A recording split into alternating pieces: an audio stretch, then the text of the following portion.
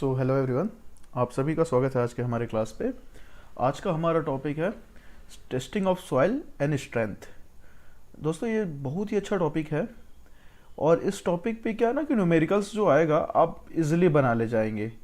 बस आपको कुछ चीज़ों का ध्यान रखना है कि किस तरह से हम लोगों को मतलब कुछ पॉइंट्स हैं उसको नोट डाउन कर लेना है। इस पे मैं कुछ ट्रिक्स बताऊंगा कहाँ पे फेरबदल करता है, कहाँ पे आपको इस टॉपिक पे घुमा सकता है, तो मैं उन बेसिक चीज़ों को करूँगा। बाकी ये बहुत अच्छा टॉपिक है, चलिए शुरू करते हैं।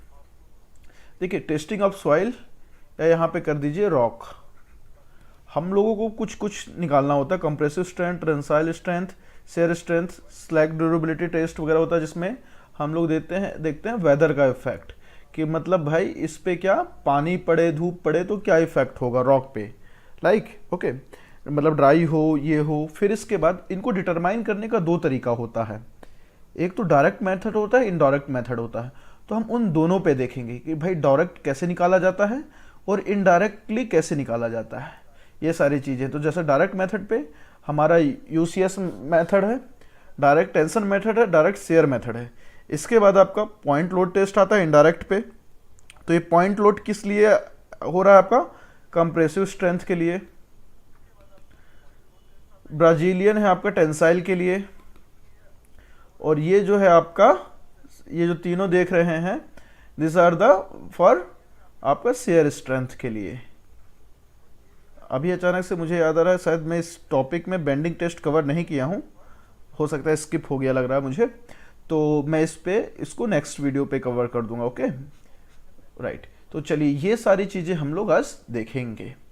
तो देखिए सबसे पहले हम लोगों को क्या करना है, कंप्रेसिव स्ट्रेंथ निकालना है। तो मैं आपको पढ़ाने का अपना तरीका भी बता दूं। पहले मैं आपको एक टेस्ट बताऊंगा, उसके बाद उसको डायरेक्ट तरीके से कैसे निकालते हैं, फिर इनडायरेक्ट तरीके से कैसे निकालते हैं, फिर मैं उन दोनों के न्यूमेरिकल को लूँगा और हम लोग ऐसे आगे बढ़ते चलेंगे। इस तरह से पूरा टेस्ट क्या हो जाएगा आपका, लेक्चर्स इस तरह से कवर होगा। तो देखिए यूनिएक्सल कंप्रेसिव स्ट्रेंथ टेस्ट जो होता है आपका, हम लोगों को कोई भी मशीन का निकालना क्या है, कंप्रेसिव स्ट्रेंथ निकालना। अब क्यों निकालना है भाई? जैसे कि हम लोग माइंस पे देखते हैं अपना कि भाई रॉक ऑलरेडी हमेशा प्रेशर पे होता है ना।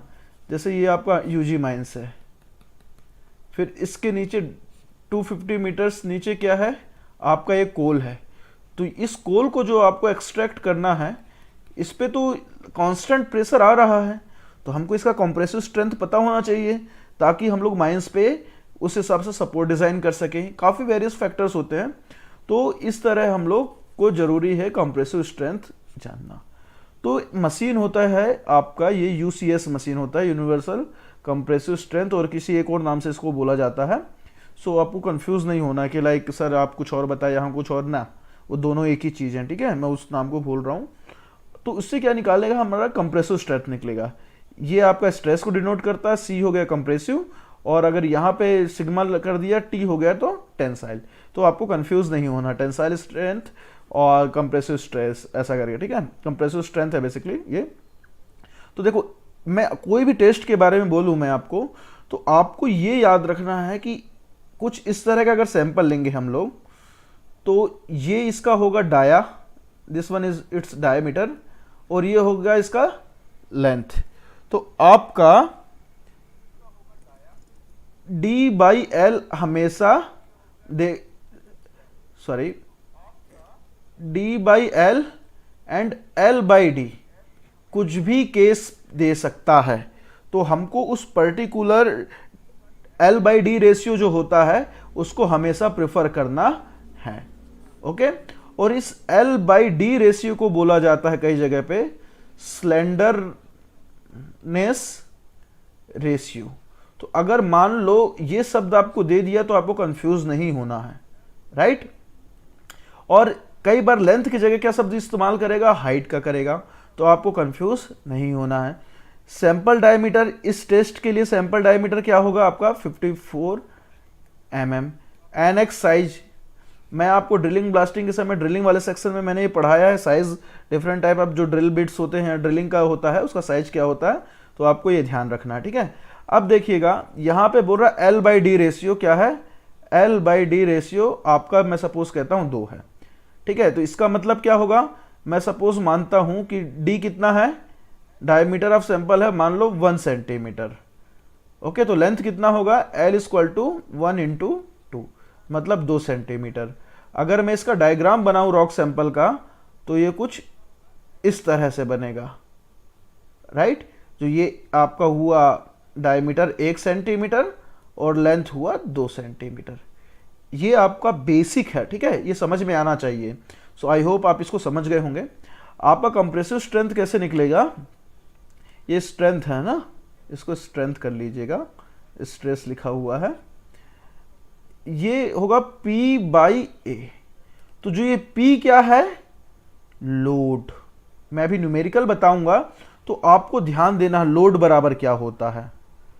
लोड टर्म अलग है, राइट। लोड टर्म आपका क्या होता है, अलग होता है। जब मैं अभी न्यूमेरिकल्स के बारे में बताऊंगा तो मैं इसमें एकदम स्पेशल इस पे आपसे पूरा डिस्कस करूंगा। लोड बराबर आपका होता है एरिया इंटू फोर्स अप्लाइड, ठीक है। जैसे कि देखिए क्या होगा, यहां से कुछ फोर्स अप्लाई किया जा रहा है, जैसे ये सैंपल ले लिए, तो मैं आया भैया मेरे को यूनिएक्सल कंप्रेसिव स्ट्रेंथ निकालना है, मैंने ये सैंपल ले लिया L/2 जो 2 से 3 बराबर होता है। मैं उस सैंपल को देखो, तो ये सैंपल जो ये हिस्सा आप देख रहे हैं ये कितना है, 1 सेंटीमीटर का डाया है, सपोज बता रहा हूं मैं, ये 2 मीटर का है, 2 सेंटीमीटर, या इसको आप ले लो 5 सेंटीमीटर, ये हो जाएगा आपका 10 सेंटीमीटर, ये कुछ ऐसा है। अब यहां से आप लोड लगाएंगे और नीचे से इस पे लोड लगाएंगे, किस पे, इस पर्टिकुलर सैंपल पे।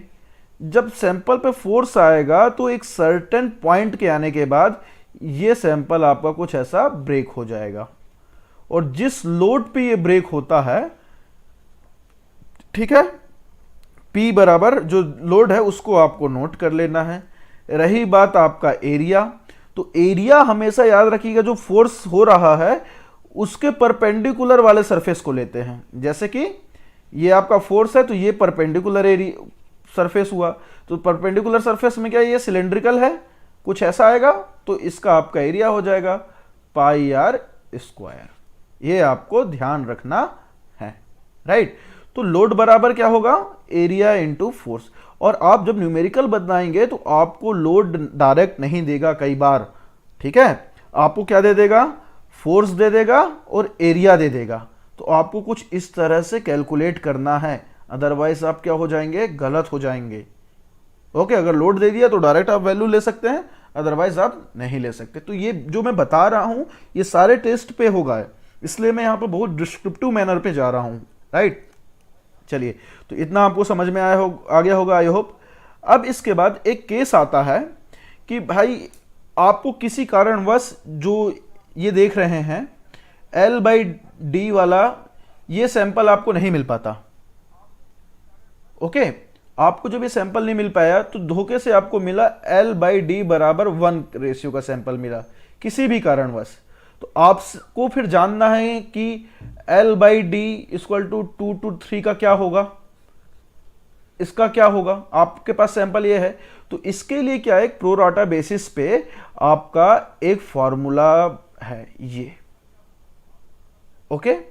तो इस फॉर्मूला को इस्तेमाल करके हम लोग बना सकते हैं, निकाल सकते हैं कि आपको अगर सिंगल का पता है तो आप जान सकते हैं कि भाई बाकी केस में क्या होगा। मैं इसको इरेज कर रहा हूं ताकि आपको समझ में आ सके।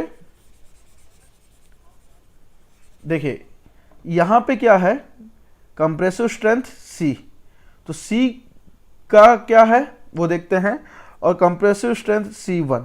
तो जो C1 जो देख रहे हैं वो L/D रेशियो बराबर 1 के लिए है।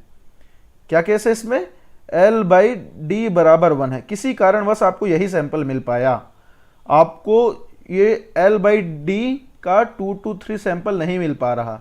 तो अगर आपको ये सैंपल मिल गया है तो आप इसकी वैल्यू यहां पुट करें, ठीक है, उस सैंपल का L और D अप्लाई करें, आपको C मिल जाएगा। ये कहां तक एप्लीकेबल है, कंप्रेसिव स्ट्रेंथ कहां तक का मिलेगा, L 1 से बड़ा हो, 2 के बराबर हो या छोटा हो।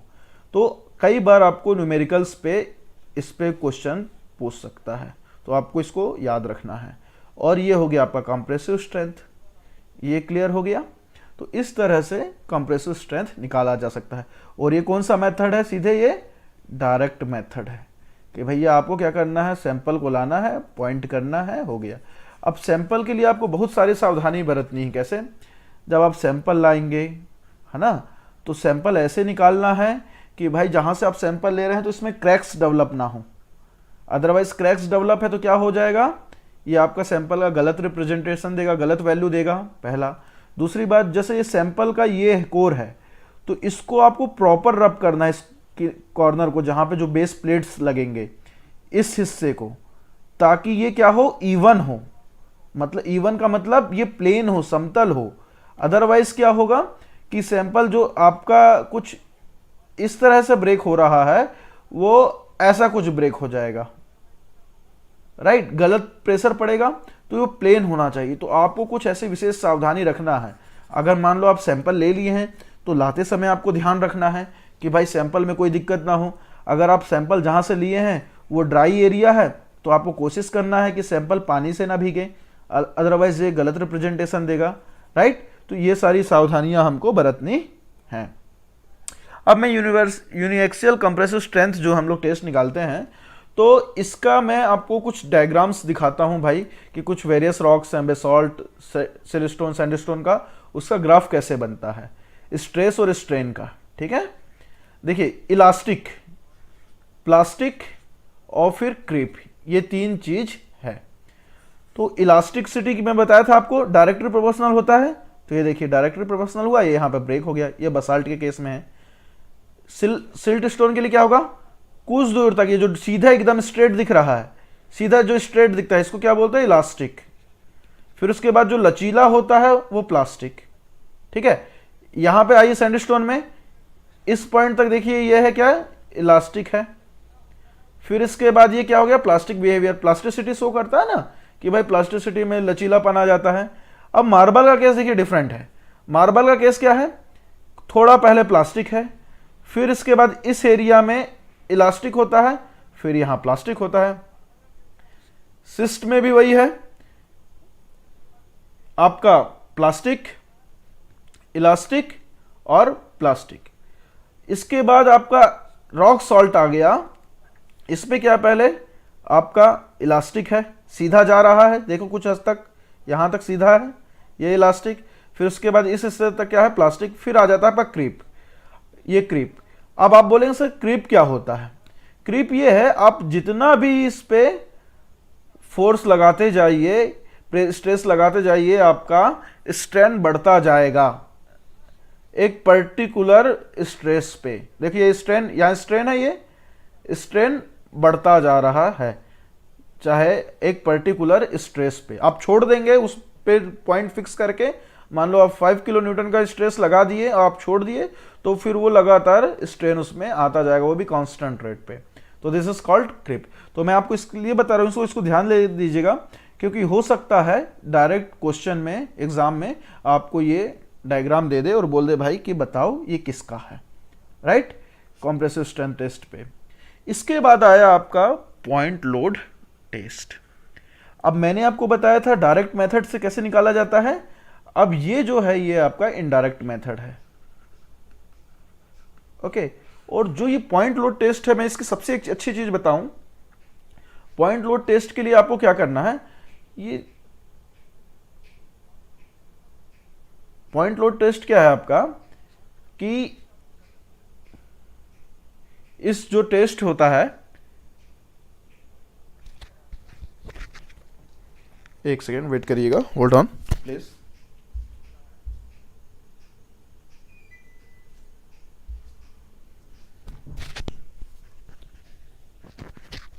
पॉइंट लोड टेस्ट पे क्या होता है आपका, ये टेस्ट की सबसे अच्छी बात है, ये आपका इंस्ट्रूमेंट है, ये बहुत हैंडी है।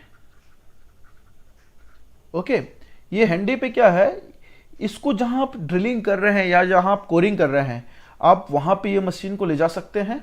मशीन आपको दिखने में बड़ा लग रहा है जो भी है, बट एक्चुअली ये हैंडी होता है, और आप इसको साइट पे भी परफॉर्म कर सकते हैं,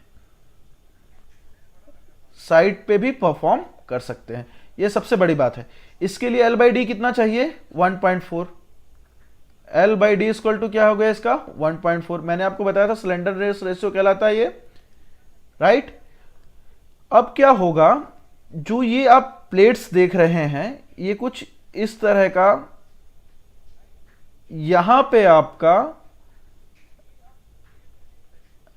ऐसा कुछ इस सैंपल को, स्पेसिमेन को रखा जाता है। ये जो दिख रहा है आपको, आई होप ये डायग्राम पे दिख रहा होगा, ये हिस्सा और इस प्लेट के बीच में आपका ये जो देख रहे हैं ये सैंपल रखा हुआ है, ठीक है। ये आपका सैंपल है, और जो ये लीवर देख रहे हैं इसको हाथ से नीचे दबाया जाएगा और इस पे क्या होगा, फोर्स लगेगा दोनों ओर से, राइट, फोर्स लगेगा। और जो ये सैंपल है आपका, ये इसका क्या है d और ये इसका है लेंथ, राइट। तो जब यहां से ऊपर, यहां से प्रेशर आएगा, यहां से प्रेशर आएगा, तो ये क्या होगा, ब्रेक हो जाएगा। तो आपको किस पॉइंट पे ब्रेक हुआ, ये P, ये लोड जानना है, और d स्क्वायर। तो यहां पे दो चीज देखिएगा, d क्या है, distance between the point load, मतलब जो ये डिस्टेंस आप देख रहे हैं इसके बीच का डिस्टेंस है, मतलब ये जो लोड लग रहा है इन दोनों के बीच का डिस्टेंस है। d का मतलब आप डायमीटर मत समझिएगा, सबसे बड़ी बात, d बराबर डायमीटर नहीं है। d क्या है, डिस्टेंस बिटवीन पॉइंट लोड। अब मैं आपको एक चीज पूछता हूं जो आपको बताना चाह रहा हूं,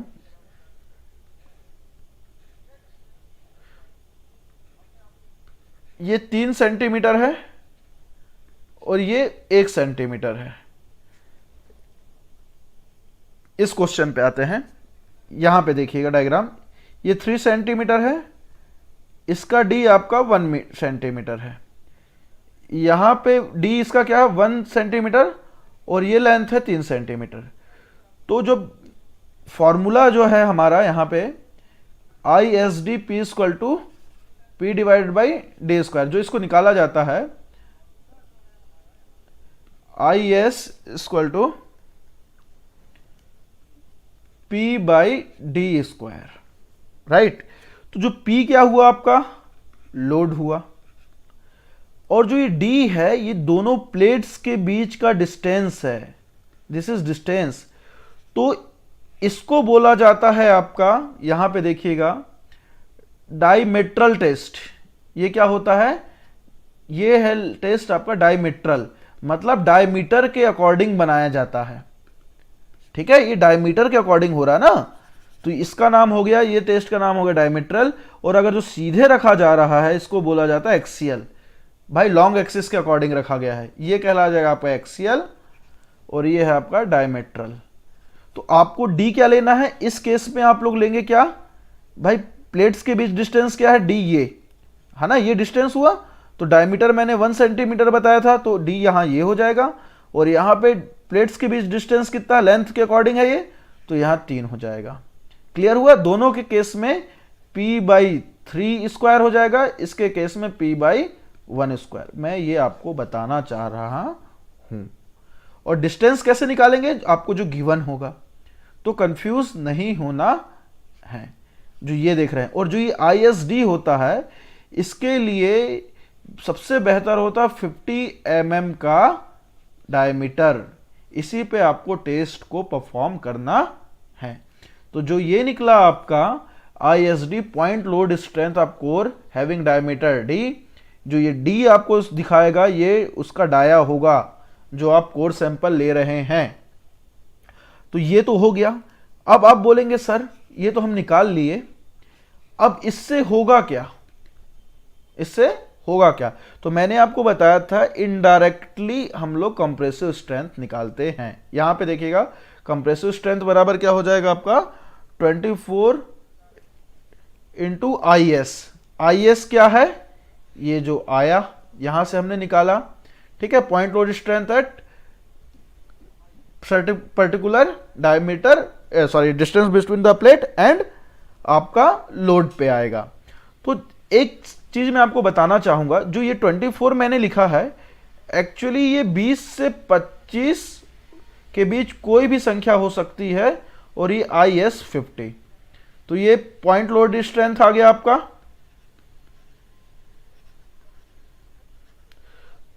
और ये 20 से 25 के बीच मल्टीप्लाई करते हैं। ये क्या एक प्रो राटा बेसिस है, ये कोई 100% नहीं होता। फिर भी जनरली मैंने जो देखा है, कुछ बुक्स आपको 24 देंगे, कुछ बुक्स आपको 22 देंगे, तो आपको गलत नहीं समझना है, राइट।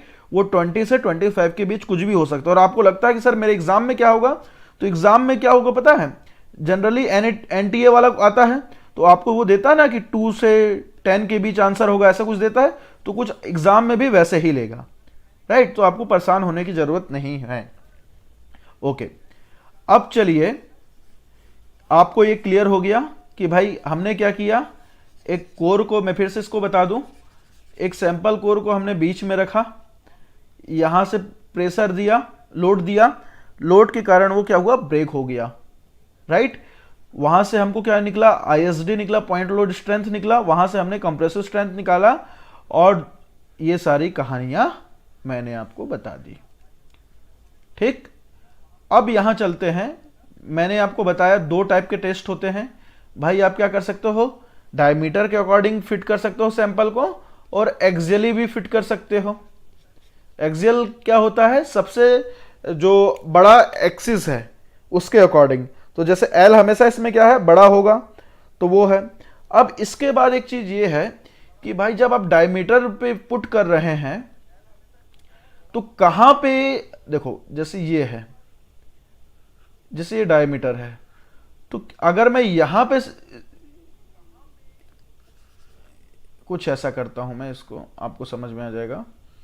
मैं फोर्स कहां पे लगाऊं, यहां मशीन सेट करूं कि एक जगह करूं कि ये करूं, 1 2 3, लोड कहां लगाऊंगा, लोड कुछ ऐसा लगता है ना, तो ये लोड कहां लगाऊं, इस इंड से या इस इंड से कोई एक डिस्टेंस होना चाहिए। आप कहीं भी नहीं लगा सकते। मान लो सपोज यहीं पे है, आप लोड यहां लगा दिए, तो वो यहां से कुछ ब्रेक होगा तो आपको क्या, ये रॉन्ग इंटरप्रिटेशन देगा। तो इसके लिए आपको जो ISMR है ना, ये आपका रॉक मैकेनिक्स का आपका बेसिकली स्टैंडर्ड बताता है कि भाई सैंपल कैसे लेना, टेस्ट कैसे करना है। उसके अकॉर्डिंग एल जो लगेगा 0.5 ऑफ डी लगेगा, मतलब डायमीटर के हाफ से ज्यादा पे लगेगा। जैसे मान लो आपका ये 2 है, राइट, तो या ये मान लो 10 है डी, तो डी का हाफ क्या होगा, 0.5, 5 हो गया। तो एल आपका 0.5 इंटू 10, तो ये क्या हो गया, एल इक्वल टू 5। मतलब इस साइड से आपका 0.5 से ऊपर ही लगेगा, ठीक है। जनरली हम लोग कोशिश करते हैं बीच में लगाने का, तो ये नहीं सोचिएगा कि सर यहां से भी तो वही होगा ना, हाँ वही होगा। बेसिकली आपको मिडिल पे लगाना है, आपको इस किनारे पे नहीं लगा लेना है ताकि रॉन्ग इंटरप्रिटेशन नहीं आए। सेम आपका ये विथ के लिए है, ठीक है, कि आपको यहां फिट करना है कि यहां लगाना है कि यहां लगाना है, उसके लिए किस विथ पे लगाना है ये आपका दे दिया। तो 2 तरीके से हम लोग पॉइंट लोड टेस्ट निकाल सकते हैं। अगेन एंड अगेन मैं आपको बोलना चाहूंगा, IS यहां पे डी होता है। डी क्या, डायमीटर है कोर का। ये क्या हो सकता है, 50 हो सकता है, 54 हो सकता है, 45 हो सकता है, एनीथिंग एल्स। पर बेसिकली आपको 50 mm पे लेना है इस टेस्ट को, एज पर ISMR, Indian standard of rock mechanics, ऐसा करके RM जो भी होगा, कुछ ऐसा शब्द है मैं भूल रहा हूं, राइट। तो आपको इसको देख लेना है, तो ये आपको ध्यान रखना है। ओके, तो ये मैंने आपको बता दिया कि भैया ये डायमेट्रल है, ये एक्सियल लोड होता है, इस तरह से होता है। और इसके बाद मैं आपको बोला कि सपोज किसी भी कारणवश आप क्या कर रहे हैं, आप इसको प्रॉपर ग्राइंड करके शेप नहीं दे पा रहे हैं, ठीक है। तो हम लोग क्या कर सकते हैं, रॉक सैंपल जो एक ब्लॉक में आएगा कि भाई कुछ इस तरह से ब्लॉक में आया, हम सैंपल निकाले, तो हमको उसको क्या करेंगे, हथौड़ा लेंगे, चीजल लेंगे, उससे उसको यहाँ पे थोड़ा मार मार के, यहाँ पे थोड़ा मार मार के, ऐसा कुछ मार मार के हम लोग उसको एक रेगुलर ब्लॉक में लाने की कोशिश कर सकते हैं। पॉइंट लोड स्ट्रेंथ इंडेक्स का सबसे बड़ा फायदा यही है कि भाई इसको आप साइट पे कर सकते हैं। साइट में आपको ग्राइंडिंग तो मिलेगी नहीं जिसमें आप प्रॉपर शेप दे सको या क्या कर सको, तो यहाँ पे इस पे ये भी एक फायदा है। तो हम लोग क्या करेंगे, उसको एक सैंपल लाने का सेव करेंगे। जैसे मान लो कुछ ऐसा मिला, तो हम लोग क्या, थोड़ा चीजल मार मार के, चीजल ऐसे, चीजल मार मार के, चीजल ऐसे मार मार के हम लोग उसको कुछ इस तरह से बना सकते हैं। उसका भी हम लोग टेस्ट ले सकते हैं। आपका रेगुलर ब्लॉक के रूप में, रेक्टेंगुलर ब्लॉक के रूप में भी ले सकते हैं। तो इस पे ये तो मैंने आपको कहानी बता दी किस तरह से ले सकते हैं। इसके बाद देखिएगा, यहाँ पे भी लेंथ का आपको दिया हुआ है, विथ का भी दिया हुआ कि भाई कहाँ टेस्ट लेना है, कहाँ पे पॉइंट्स जो आपका प्रेशर लगेगा, लोड लगेगा, कहाँ लगाना है। अब देखिएगा, जैसे मान लो मैं इस हिस्से को ले रहा हूं, तो ये यूनिफॉर्म नहीं है। ये हिस्से की बात कर रहा हूं, यहां पे 1 मीटर है, यहां 10 सेंटीमीटर है, यहां 5 सेंटीमीटर है। तो इसका विथ कहां ले, कितने विथ पे लें, ये हो जाएगा, क्योंकि भाई मेरे को विथ डायमीटर के इतने विथ में लेना है, राइट। तो इस केस पे क्या होगा, विथ को हम लोग क्या करते हैं, एवरेज कर देते हैं। W1, W2, W3 और 3 से डिवाइड कर देंगे तो एवरेज विथ आ जाएगा आपका। उसी हिसाब से डायमीटर के हिसाब से भाई विथ में कहाँ पे सैंपल आएगा, लेंथ में कहाँ आएगा, हमको ये देख लेना है। तो पॉइंट लोड स्ट्रेंथ इंडेक्स सबसे बेहतर होता है, साइट पे कर सकते हैं। इसीलिए जरूरी नहीं, अगर आपके पास अच्छी सुविधाएं हैं आप करिए, वहां करिए, क्या कहते हैं, लैब में करिए, सैंपल लीजिए, सैंपल को प्रॉपर ग्राइंड करिए, बराबर करिए, तब है। अदरवाइज आप नॉर्मल में भी इसको चला सकते हैं। अब एक चीज मैं बोला था आपको, IS हम लोग किस पे निकालते हैं, 50 पे निकालते हैं। तो ये 50 पे जो निकला ये करेक्ट होता है, इसको corrected point load strength index बोलते हैं, ये बोला जाता है IS 50 पे। और अगर ये IS 54 है, इसका मतलब क्या है, ये 54 डायमीटर, 54 डाया mm का आपका, ये mm को रिप्रेजेंट करता है D, ठीक है। D स्टैंड फॉर, यहां पे D का यूनिट है आपका mm। तो ये 54 mm जो कोर का डाया है उसके लिए निकाला गया है पॉइंट लोड स्ट्रेंथ इंडेक्स। तो जो अदर देन 50 होगा वो अनकरेक्टेड कहलाएगा, उसके लिए uncorrected point load strength index हम लोग बोलते हैं। क्लियर हुआ। तो हमको क्या करना है कि भाई सैंपल मुझे मिला 54 का, ठीक है। अब मेरे को निकालना है कि भाई उसी सैंपल का 50 पे क्या आता।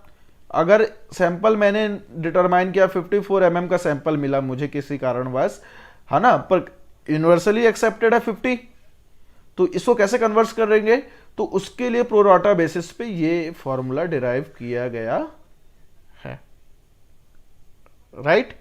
ये फॉर्मूला डिराइव किया गया है। इस पे क्या होगा, आपको नहीं पता कि भाई IS 50 क्या होगा, ये आपको जानना है। ये जो D है, सपोज आपने 54 mm पे किया है, तो 54 mm का पावर 1.5 कर दीजिए, अंडरस्कोर D50, तो D50 मतलब यहाँ 50 हो जाएगा, डायमीटर आप 50 mm, और ये P लोड हो गया। और ये MPa, MPa किस केस में बोला, जब सारे यूनिट आपके किस पे होंगे, mm पे होंगे, और ये जो फोर्स है न्यूटन पे होगा। क्लियर है। तो आपको एक चीज और ध्यान देना है, जो भी मैं आपको ये testing and all that load पे बताया हूं, तो आपको यूनिट पे बहुत ध्यान देना है। सारा गेम यूनिट पे होता है, बड़े से बड़े क्वेश्चन आप यूनिट में बना सकते हैं। तो आपको यूनिट पे बेसिकली बहुत, मतलब आपको कॉन्सेप्ट अच्छा क्लियर होना चाहिए, तभी आप कुछ कर पाएंगे, अदरवाइज आपको प्रॉब्लम होगी, राइट। चलिए अब हम इस पे कुछ न्यूमेरिकल्स देखेंगे। ओके,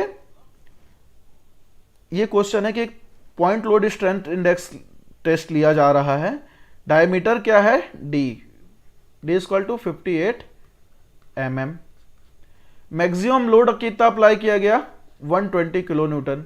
यहां पे शब्द क्या इस्तेमाल किया, लोड, आपको ये नोट करना है, लोड बराबर 120 किलो न्यूटन, बहुत बढ़िया। Uncorrected point load strength index कितना, क्या, अनकरेक्टेड, अनकरेक्टेड मतलब 58 पे ही, करेक्टेड के लिए किसका इस्तेमाल करते हैं, 50 का, और अदर देन 50 हो जाएगा वो क्या कहलाएगा, अनकरेक्टेड। पॉइंट लोड इंडेक्स बराबर क्या है, P/D²। अब आई क्वेश्चन पे कि सर आप बोले थे कि हमको देखना है डिस्टेंस, D क्या है, डिस्टेंस है। अब हम कैसे जानेंगे कि ये इस तरह से रखा गया है कि इस तरह से इसके ऊपर लोड लगाया गया है ना। अगर क्वेश्चन पे आपको गिवन नहीं है कि किस तरह से है, तो आप d बराबर, इसको आप ये कर लेंगे कुछ ये ऐसा रखा है, d बराबर डिस्टेंस बराबर हो जाएगा डायमीटर पे, इसको बोल दिया जाता है डायमेट्रियल, ठीक है, डायमीटर के हिसाब से, जब तक कि वो बताए ना, राइट। अगर वो डायमीट्रल बोला तो अगर क्वेश्चन में बताया डायमीट्रल तो डायमीट्रल लीजिएगा, अदरवाइज जैसा बोला है वो लीजिए, और नहीं दिया है तो आप ये d बराबर डायमीटर पे ही लेके चलना है हमको, राइट, कि कुछ इस तरह से ये रखा हुआ है। ये सिंपल सा बेसिक है। तो चलिए देखते हैं इस क्वेश्चन पे। तो P बराबर क्या है 120 किलो न्यूटन, 120 सबको बेसिक याद रखिएगा, न्यूटन पर मीटर स्क्वायर में करना है, इसका मतलब होता है पास्कल। यहां से फिर हम लोग खेल खेलते जाएंगे, जिस यूनिट में कन्वर्ट करना है वो कर लेंगे। D बराबर क्या है आपका 58, ये 58 क्या है mm है, मैंने बोला इसको मीटर पर स्क्वायर पे लाइए ताकि हम लोग पास्कल पे ला सकें। आपको जिस पे यूनिट पूछेगा आपको उस हिसाब से काम करना है, अदरवाइज आप पास्कल पे लेते हुए चलिए, ठीक है। तो 58 mm, 1000 mm बराबर क्या होता है 1 मीटर, ठीक है। तो 1 mm बराबर क्या हो जाएगा 1/1000 mm। तो ये 50 mm है, इसको मीटर में कन्वर्ट करूं तो मैं 1000 से डिवाइड कर देता हूं, ये हो गया आपका स्क्वायर, क्लियर। तो ये आपका क्या आ जाएगा इसको सॉल्व करने पे, by solving this we will get, ये आ जाएगा आपका 35.67 MPa। या ये भी नहीं आएगा, मैं इसको और बेसिक पे चलता हूं, ये MPa में मैं कैसे पहुंचा ये हम लोग देखते हैं। और जब आप कैलसी से इसको सॉल्व करेंगे, या आप जो साइंटिफिक कैलकुलेटर है इसके थ्रू आप जब इसको सॉल्व करेंगे तो ये इसकी वैल्यू आएगी आपको इस तरह पे 356711819.26, ये कुछ ऐसा आएगा, ये होगा न्यूटन पर मीटर स्क्वायर। तो एमपीए बराबर क्या होता है 10⁻⁶ न्यूटन पर मीटर स्क्वायर। हम इसको क्या कर दें 10⁻⁶ से डिवाइड कर दें तो ये आपका आ जाएगा 35.67 MPa। कुछ इस तरह से इसका आंसर आता है। आप समझ गए कि MPa न्यूटन पर मीटर स्क्वायर को कैसे MPa पे कन्वर्ट किए, ये सारी चीज़ें हैं। यूनिट कन्वर्जन आपको आना चाहिए, तो मैं यहाँ पे वैल्यू पुट कर देता हूँ उसका 35.6 MPa, राइट। ये आपको समझाने के लिए था। अब हर यूनिट में ऐसा ही कन्वर्जन होगा, राइट, जैसे मैंने आपको अभी बताया। अब corrected point load strength, corrected के मतलब IS 50, इसका फॉर्मूला हम लोगों ने देखा है अभी, P divide by D 1.5 under root D क्या है ये 50, मतलब लोड आपका वही होगा 120 किलो न्यूटन। किलो न्यूटन को मैंने न्यूटन पे कन्वर्ट कर दिया, इसलिए 1000 से मल्टीप्लाई। D क्या है इसका, D इज 58 mm, तो 58 mm को मैं पिक कर लेता हूं किस पे, मीटर में उठा के। ये 1.5 है इंटू अंडर रूट आपका ये है 50 डिवाइड बाई ये। इसको सॉल्व करने पे अब सीधे आपकी वैल्यू आ जाएगी 38.41 मेगापास्कल। ये करेक्टेड है।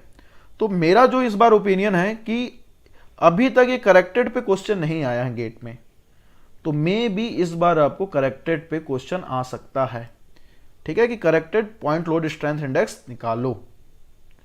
और कई बच्चों को ये अनकरेक्टेड शब्द करेक्टेड शब्द का पता ही नहीं होता है जब पढ़ते हैं, तो इसलिए मैं आपको इस पे फोकस कर रहा हूं। अब बोल दिया भैया approximate compressive strength rock sample का निकालो, तो हम लोगों ने देखा था क्या होता है 20 से 25 के बीच पे कंप्रेसिव स्ट्रेंथ होता है IS 50 का। ओके, ये कंप्रेसिव स्ट्रेंथ है इस C के लिए।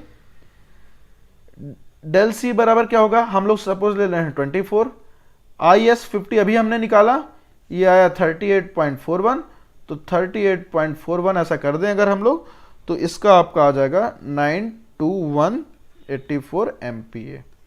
तो इस तरह से कुछ हम लोग इसको सॉल्व कर सकते हैं, राइट। तो आपको बस यही ध्यान देना है। चलिए अब नेक्स्ट क्वेश्चन पे चलते हैं। अब देखिए गेट 2017 का क्वेश्चन है, एकदम बच्चों वाला क्वेश्चन। देखो फेलर लोड, हमेशा याद रखिए क्वेश्चन पढ़िएगा, आपने लोड पढ़ लिया वेरी गुड। अब जाइए यहाँ पे लोड हो गया 6000 न्यूटन। डायमीटर क्या बोल रहा है 45 न्यूटन। कहीं पे बोला है क्या कि डायमीट्रियल टेस्ट? नहीं बोला। डायमीट्रियल या एक्सियल टेस्ट नहीं बोला तो हम लोग इसको क्या मानेंगे? डायमीट्रियल ही मानेंगे कि डायमीट्रियल टेस्ट हुआ है। अब डायमीट्रियल टेस्ट कैसे होता है? स्पेसिमेन को कुछ इस तरह से रखा जाता है, ऐसा लोड देते हैं, तो ये डी जो है डाया और डिस्टेंस दोनों एक ही हो जाएंगे इस केस पे, बस यही लेना है। P बराबर क्या होता है, ये सॉरी IS यहां पे क्या है 45, IS 45 मतलब point load strength at 45 mm dia में क्या आएगा P बाई डी का स्क्वायर। P क्या है आपका 6000 न्यूटन, राइट। D है आपका 45। देखिए यहां बोला आपको MPa पे, MPa बराबर क्या होता है न्यूटन पर मीटर स्क्वायर, 10⁻⁶ मीटर पर होता है आपका 1 MPa। यहां पे करता हूं बराबर 1 MPa बराबर होता है, तो सबसे पहले बेसिक क्या है आपको न्यूटन पर मीटर स्क्वायर पे ले लीजिएगा, 45 mm को मीटर पे कन्वर्ट कर दीजिए, ये हो गया। इसको आप सॉल्व करेंगे, सॉल्व करने पे आपका आंसर आएगा 2.96 MPa। देखो कितना आसान सा सवाल था, 1 नंबर का है, विद इन स्टेप बन गया, सिर्फ आपको कैलकुलेशन देखना था। अब यहां पे अनकरेक्टेड बोला है, ये शब्द को ध्यान दीजिएगा, तो हम लोगों ने अनकरेक्टेड निकाली। यहीं पे अगर करेक्टेड बोलता तो क्या करते, प्रीवियस क्वेश्चन जैसे ही करते, IS बराबर P, IS 50 हो जाता, P डी की जो लोड है आपका क्या हो जाता 6000 ही रह जाता। ये करेक्टेड के लिए बोल रहा हूं ना, आपको समझा रहा हूं। डी क्या हो जाता आपका 45 का 1.5, ये सब आपका मीटर में कन्वर्ट कर लेते, अंडर रूट डी क्या है आपका यहाँ 50 डिवाइड बाई 1000, इस तरह से कुछ करेक्टेड निकालते, बट आपको अनकरेक्टेड बोला है तो this will be your answer, right. तो कुछ इस तरह से आपके क्वेश्चंस बनते जाएंगे। अब ये कुछ क्वेश्चंस मैं और ले रहा हूं, देखते हैं। एक कोर है जिसका हाइट है 10 सेंटीमीटर और डायामीटर है 5.4, मतलब कुछ इस तरह का कोर है, हाइट है आपका 10 सेंटीमीटर, डाया है 5.4 सेंटीमीटर।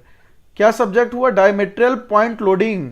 इसका मतलब क्या, ये कुछ इस तरह से प्लेस किया गया है, ठीक है। 5.4 सेंटीमीटर, यहां पे 10 सेंटीमीटर आपका कोर हुआ। यूनिट क्या है आपका सेंटीमीटर, याद रखिएगा। अब आपको बोल रहा है रैम जो इस तरह से रखा जाता है ना, तो ये हिस्सा कहलाता है आपका रैम का, तो ये 12 सेंटीमीटर स्क्वायर है, ये हो गया आपका एरिया। डायल गेज की रीडिंग क्या है 3 MPa, मतलब ये 3 MPa क्या है फोर्स है। पॉइंट लोड स्ट्रेंथ निकालो, पॉइंट लोड स्ट्रेंथ बराबर क्या होता है IS 54 mm या 54 mm, 5.4 सेंटीमीटर को हम लोग mm में कन्वर्ट कर दिए यहां पे, क्लियर।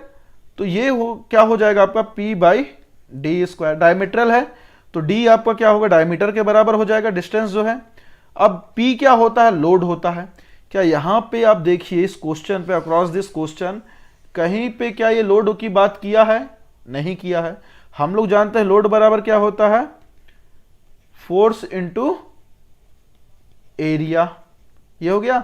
आपका फोर्स क्या है दिया हुआ है 3 MPa, तो इसको हम लोग करते हैं 3 MPa, तो इसको मैं 10⁻⁶ MPa कर देता हूं, ठीक है। 10⁻⁴ न्यूटन पर मीटर स्क्वायर पे ले लो। एरिया क्या है 12.5 सेंटीमीटर, सबको मीटर पे लेना है, तो 12.5 को हम लोग क्या करते हैं 100 से डिवाइड कर लेते हैं, ताकि हम लोग न्यूटन पर मीटर पे चलें, क्योंकि अगर आप किसी को सबको ले रहे हो तो सबको एक पे लेके चलिए, राइट, इसलिए। इसके बाद यहां पे अगर हम लोग आएंगे,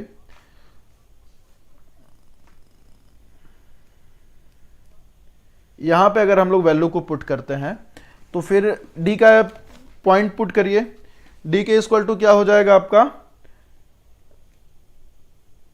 एक सेकेंड, ये वैसा नहीं होगा, एरिया है आपका नहीं, तो 12.5 है, 12.5 सेंटीमीटर स्क्वायर है, तो सेंटीमीटर स्क्वायर बराबर क्या हो जाएगा आपका 100 सेंटीमीटर इंटू सेंटीमीटर होगा यहां पे, है ना। तो सेंटीमीटर को मीटर पे कैसे कन्वर्ट करेंगे, इसके जगह आ जाएगा 1/100, इस सेंटीमीटर की जगह आ जाएगा 1/100, तब ये मीटर स्क्वायर आएगा आपका। ये कुछ इस तरह से होगा, ठीक है। अब आ जाते हैं डी पे। डी है आपका क्या 5.4 सेंटीमीटर। इसको हम लोग किस पे कन्वर्ट कर लेते हैं, आपका मीटर में कन्वर्ट कर लेते हैं। कुछ इस तरह से वैल्यू आ जाएगी। अब मैं इसको सॉल्व करता हूं, 3 इंटू 10⁶ इंटू,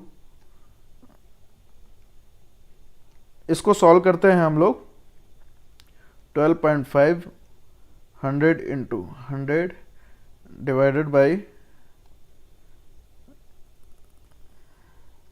5.4 डिवाइड बाई 100 का स्क्वायर। यहाँ पे स्क्वायर है राइट। इसको अगर मैं सॉल्व कर लूँ तो इसको सॉल्व करने पे देखिए क्या आएगा, 1.2860008.23 आपका आया न्यूटन पर मीटर स्क्वायर। देखो मैं यहाँ पे कंफ्यूज मैं भी हो गया था, मैं इसको सेंटीमीटर स्क्वायर को सिर्फ सेंटीमीटर ले लिया था तो मैं गच्चा खा गया था। ये गलती नहीं करनी है, ये आ गया। इसको अगर मैं एम्पियर में कन्वर्ट करना चाहूँ तो 10⁶ से डिवाइड कर दूँ, तो डिवाइड करिए इसको 10⁶ से, ये आ जाएगा आपका 1.286 MPa। कुछ इस तरह से आपको बनाना है। ये हो गया आपका आंसर, ये हुआ पॉइंट लोड स्ट्रेंथ। तो आपको देखना है कि अगर डायरेक्ट क्वेश्चन पे आपको क्या दे दिया, लोड नहीं दिया है, तो फोर्स इनटू एरिया करके निकालना है कि भैया फोर्स है वो किस एरिया पे जा रहा है। तो जो ये हाइड्रोलिक जैक जो है ना, जो लगाया गया है, उसका क्रॉस सेक्शनल एरिया दिया जाता है, तो आपको वही देखना है, ठीक है, जो ये दिया हुआ है। चलिए नेक्स्ट क्वेश्चन पे चलते हैं। तो नेक्स्ट क्वेश्चन जो आपको देख रहे हैं, इस क्वेश्चन को देखिएगा क्या बोला है, रॉक स्पेसिमेन है, डायमीट्रल लोडिंग, मतलब आपको समझ में आ गया होगा अब तक। फेलियर कितने हो रहा है, तो ये फोर्स दे दिया आपको, फिर यहाँ एरिया दे दिया, बोल दिया डायमीटर ऑफ कोर दे दिया इतना, पॉइंट लोड स्ट्रेंथ बताओ कितना है। तो this will be your homework, और इसको बना के आप मुझे व्हाट्सअप करिएगा इसका सॉल्यूशन, राइट, ताकि मैं जान सकूं कि आप पढ़ रहे हैं।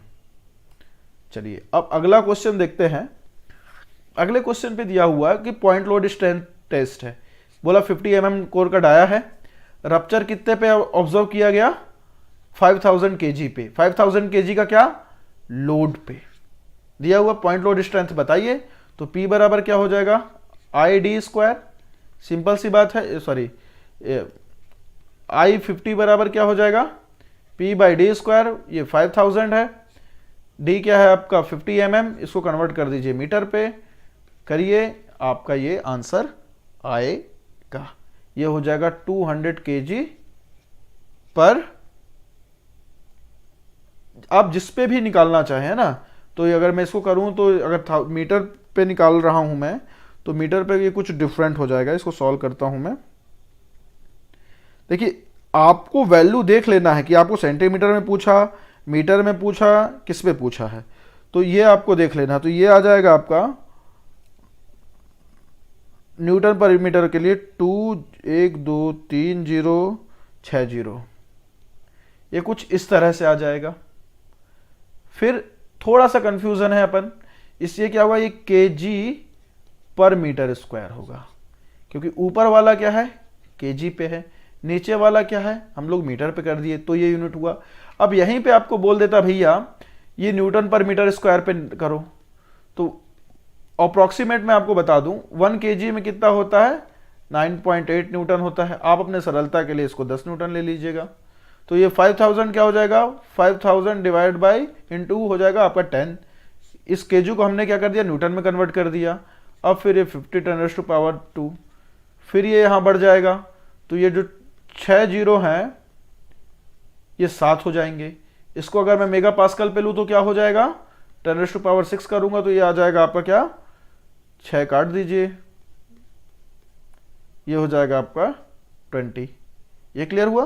तो इस तरह से आपके इसके क्वेश्चंस बन सकते हैं। आपको देखना है कि आप किस यूनिट पे कर रहे हैं, केजी है तो केजी, और केजी को न्यूटन पे कैसे कन्वर्ट करेंगे, ये मैंने आपको बता दिया। सॉरी, अब देखिएगा, अब ये यूनिवर्सल कंप्रेसिव स्ट्रेंथ बोला, तो जो भी आपका ये आया है ना, कंप्रेसिव स्ट्रेंथ, यूनिएक्सल कंप्रेसिव स्ट्रेंथ क्या, 24 इंटू IS कर दीजिए।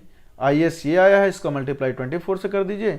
अगर इस पे लेंगे, जैसे 20 आया, ये 20 MPa आया है, 24 से इसका मल्टीप्लाई कर दीजिए, इसका आंसर आ जाएगा 480, राइट। तो देखिएगा मैं थोड़ा इस कैलकुलेशन को गलत किया हूँ क्या, एक बार मुझे कुछ गड़बड़ लग रहा है जो मैं न्यूटन पे कन्वर्ट किया हूँ। 50,000 ×10⁶, हाँ ठीक, ये सही है,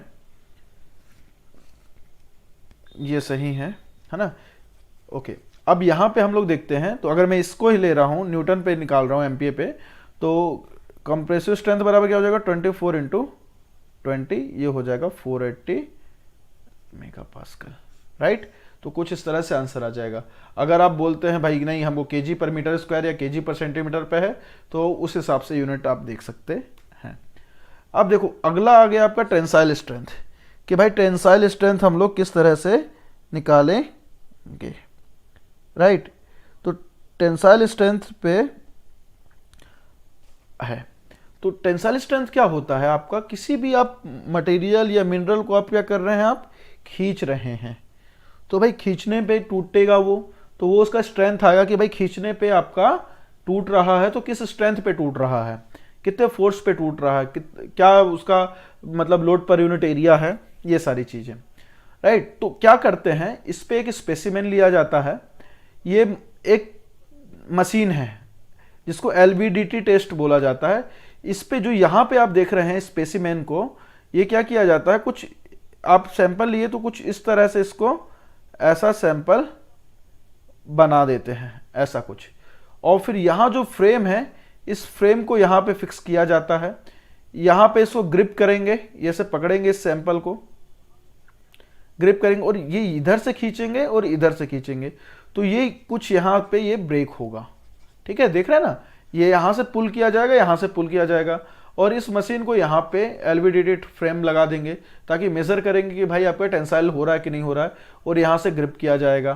तो इस तरह से कुछ टेस्ट किया जाता है, उससे सीधे आपको डायरेक्ट टेंसाइल स्ट्रेंथ मिल जाता है। भाई खींचेंगे कहीं पे ब्रेक होगा, उसको नोट कर लिए, तो टेंसाइल स्ट्रेंथ बराबर क्या होता है P/A। P क्या है, वही लोड, A क्या है, एरिया ऑफ क्रॉस सेक्शन, आपको पता है हमेशा की तरह कहानी, डायमीटर इसका 54 mm से ज़्यादा होना चाहिए, L/D रेशियो 2:3 होना चाहिए इसको कंडक्ट करने के लिए। बट सबसे बड़ी समस्या क्या होती है ना, टेंसाइल स्ट्रेंथ हम लोग, अगर मैं इस रॉक को लाऊंगा तो आप कुछ रॉक को कुछ इस तरह से नहीं बना सकते, ये जो ये शेप देना होता है, ये वाला शेप जो है, जो रॉक को ये शेप देना है, ये शेप जो देना है, ये बहुत डिफिकल्ट होता है, ये वाला शेप, मेरे डायग्राम पे मत जाइएगा, मैं इसकी बात कर रहा हूँ, इस शेप की बात कर रहा हूँ, बहुत डिफिकल्ट होता है, पहला। दूसरा, जो ये ग्रिप आप देख रहे हैं, ये रॉक को ग्रिप करना बहुत मुश्किल है, मतलब जो इंस्ट्रूमेंट है वो बहुत ही डिफिकल्टीज वाले हैं, तो पहले सैंपल क्रिएट करना, ये सब करना, तो ये डायरेक्ट मेथड है, बट इससे दिक्कत होती है, इसलिए इसको ज़्यादा उतना अप्लाई नहीं किया जाता है। तो इसके लिए हम लोग क्या किए, हम लोग इनडायरेक्ट मेथड पे आए कि भाई इनडायरेक्ट मेथड पे कैसे निकाला जाए। जैसे पॉइंट लोड क्या था, इनडायरेक्ट था, किसके लिए, कंप्रेसिव स्ट्रेंथ निकालने के लिए, तो वैसे ही इनडायरेक्ट मेथड हम लोग कर रहे हैं इसके लिए। ये है आपका ब्राजीलियन टेंसाइल स्ट्रेंथ टेस्ट। तो जो ब्राजीलियन है, कहीं पे आपको ब्राजीलियन टेस्ट भी दिखेगा, मैं टेंसाइल इसलिए लगाया हूं तो आपको याद रहे। कई बार क्या होता है, जब आप क्वेश्चन हम लोग बनाते हैं ना, तो व्यक्ति को पता ही नहीं रहता कि ब्राजीलियन कॉम्प्रेसिव स्ट्रेंथ के लिए है कि टेंसाइल स्ट्रेंथ के लिए है, तो वो यहाँ पे वो क्या हो जाता है, कंफ्यूज हो जाता है। तो सिंपल सी कहानी है, डायमीटर 54 mm से ज़्यादा होना चाहिए, L/D क्या होना चाहिए, 0.5 से 1 के बीच होना चाहिए, सिलेंडर रेशियो, फार्मूला आपका टेंसाइल स्ट्रेंथ का ये है 2P, P क्या है आपका लोड है, पाई आपका 3.14 जो होता है, डायमीटर हो गया D, ठीक है, और L क्या है, लेंथ। तो ये आपका सैंपल हुआ, ठीक है, ये this is your D, this is your L, right. इस तरह से आपको देख लेना है और ये फॉर्मूला पे पुट करना है। और ये आप देख रहे हैं इसका डायग्राम, कुछ इस तरह से देखिएगा, यहाँ पे कुछ इस तरह से इसको पुट किया जाता है। यहाँ बीच में आप जो देख रहे हैं ये हिस्सा, यहाँ पे ऐसा आपका कोर रहेगा, ऐसा यहाँ पे, ये यहाँ पे सैंपल होगा आपका, राइट। और जो ये देख रहे हैं ये हैंडल है, इस हैंडल को ऊपर नीचे करेंगे अपन हाथ से, प्रेशर देंगे, तो जो ये फोर्स है यहाँ पे सैंपल पे पड़ेगा, और सैंपल ब्रेक होगा, और जो उसकी रीडिंग है इस डायल गेज पे मिलेगी। तो इससे आप लोड नोट कर सकते हैं, राइट। चलिए इस पे क्वेश्चन देखते हैं। एक ब्राजीलियन टेस्ट बोला गया, बोला भाई कि डायमीटर है स्पेसिमेन का 5, डी बराबर क्या है 5 सेंटीमीटर, हाइट क्या है उसकी, हाइट को मैं क्या बोल सकता हूँ, एल भी बोल सकता हूँ 5 सेंटीमीटर। फील्ड कितना हुआ लोड पे, लोड शब्द का इस्तेमाल किया, याद रखिएगा। लोड क्या है, पी बराबर हो जाएगा 19.6 किलो न्यूटन। ओके, तो 19.6 किलो न्यूटन आपका ये हुआ। तो यहाँ पे आप सीधा जो आपको फॉर्मूला दिख रहा है इस पे सीधे वैल्यू पुट करिएगा। तो ब्राजीलियन टेस्ट के लिए क्या होता है, डेल टी बराबर क्या है आपका 2p पाई डी एल। p क्या है 19.6, इसको न्यूटन पे कर दीजिए, 1000 हो जाएगा। हमेशा याद रखिएगा जिस यूनिट पे आप करना चाहते हैं, मैं इसको अगर एमपीए पे करना चाह रहा हूँ तो मैं एमपीए वाला कॉन्सेप्ट लगा लूँगा। पाई बराबर क्या होगा 3.14, डायमीटर क्या दिया 5 सेंटीमीटर, मैं इसको किस पे कन्वर्ट कर लूँ, मीटर पे कर लेता हूँ। हाइट भी क्या दिया हुआ है, मतलब लेंथ भी क्या दिया हुआ है, इतना दिया हुआ है। इसको मैं सॉल्व करता हूँ, सॉल्व करने के बाद ये आ जाएगा 4.99 एमपीए। ये हो गया आपका आंसर। सिंपल सा जस्ट वैल्यू पुट करना है।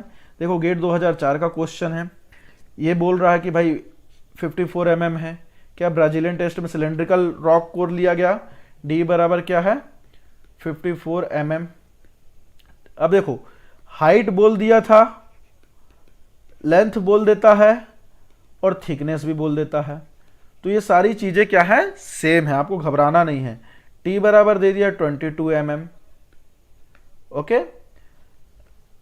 फेल्ड हुआ, फेलर ऑकर्ड, लोडिंग कितना, लोडिंग शब्द का इस्तेमाल किया, ध्यान रखिएगा।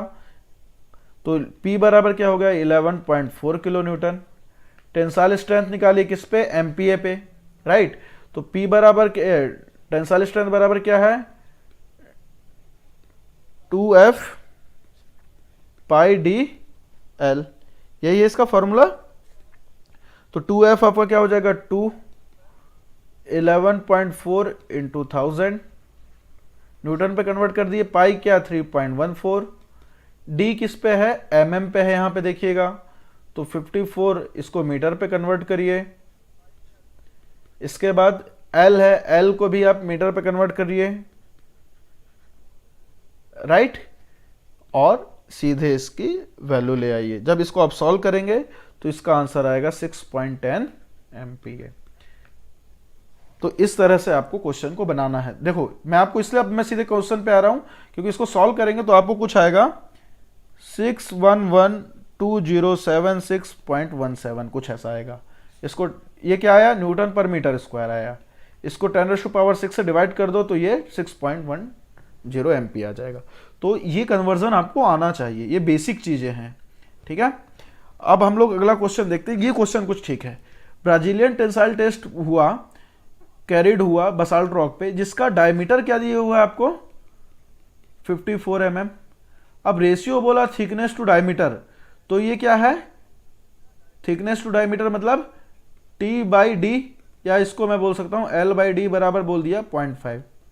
टेंसाइल स्ट्रेंथ क्या बोला 20 MPa बोल दिया। अब सीधे आपको टेंसाइल स्ट्रेंथ दे दिया 20 MPa। बोल रहा लोड बताओ, P बराबर बताओ। डेल T बराबर क्या होता है 2F पाई डी एल, ये होता है। 2F है आपका, तो फोर्स हमको पता नहीं, या P बोल दो इसको, जो आप बोलना चाहें। लोड को P से बताओ या फोर्स से बताओ, P होगा बेसिकली, है ना। तो ये निकालने बोल दिया आपको, ये दिया हुआ है, ये भी दिया हुआ है। अब बोले सर लेंथ तो दिया नहीं है, तो लेंथ के लिए क्या निकालेंगे, तो देखो L बाई डी बराबर क्या दिया है आपका 0.5। लेंथ आपको पता नहीं पर आपको D तो दिया है ना, D बराबर क्या दिया 54 mm, तो 0.5, तो L बराबर क्या हो जाएगा 0.5 इंटू 54, राइट। सीधे अब यहाँ पे वैल्यू पुट करिए। ये 20 MP है तो 10⁻⁶ आ जाएगा। सबको एकदम सबसे छोटे यूनिट पे कन्वर्ट करके रखिएगा, ठीक है। 2 हमको P लोड नहीं पता, 3.14 डायमीटर है 54 mm, इसको आप किस पे कन्वर्ट कर लीजिए, मीटर पे कन्वर्ट कर लीजिए, तभी न्यूटन पे आएगा। L आपका यहाँ आ गया 0.5 इंटू 54, यहाँ से लेंथ ये हो गया आपका 1000 से कन्वर्ट। जब इसको आप सॉल्व करेंगे, मैं इसको इरेज कर दे रहा हूँ यहाँ पे, सॉल्व करेंगे तो P बराबर आपका आ जाएगा, सॉल्व करने पे ये आएगा 45781.2 न्यूटन। इसको सॉल्व करेंगे 10⁻³ से भाग दे दीजिए तो ये आ जाएगा 45.78 किलो न्यूटन। कुछ इस तरह से हम निकाल सकते हैं, जिस पे आप वैल्यू चाहें आपको आखिरी पे उससे डिवाइड कर देना है। तो ये कुछ क्वेश्चन बनेंगे। तो ये क्वेश्चन मुझे अच्छा लगा कि भाई आपको सीधे लेंथ ना देके आपको कुछ ये दे दिया। कहीं पे ये शब्द का इस्तेमाल कर सकता है, थिकनेस टू डायमीटर ना बोल के वो बोल देगा स्लेंडरनेस रेशियो,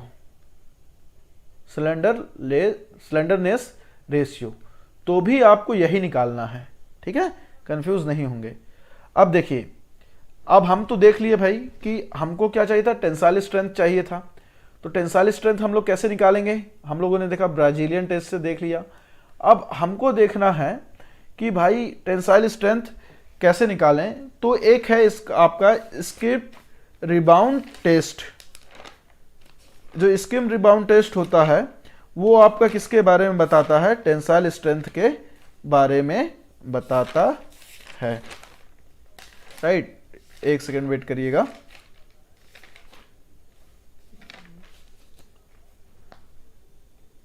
इस पे क्या होता है,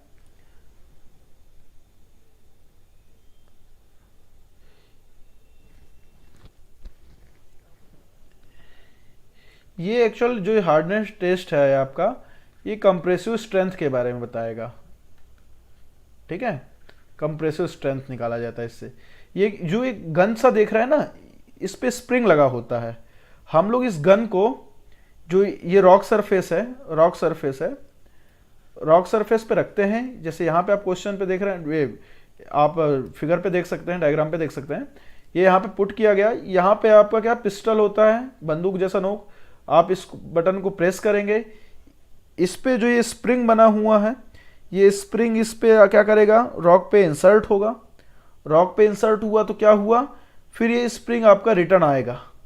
तो रिबाउंड हार्डनेस टेस्ट, रिबाउंड मतलब क्या, जितना आप इसको फोर्स लगाए, ठीक है, उतना ये रिबाउंड हो गया। तो कितना ये रिबाउंड हुआ, इस डिस्टेंस को मेजर करते हैं।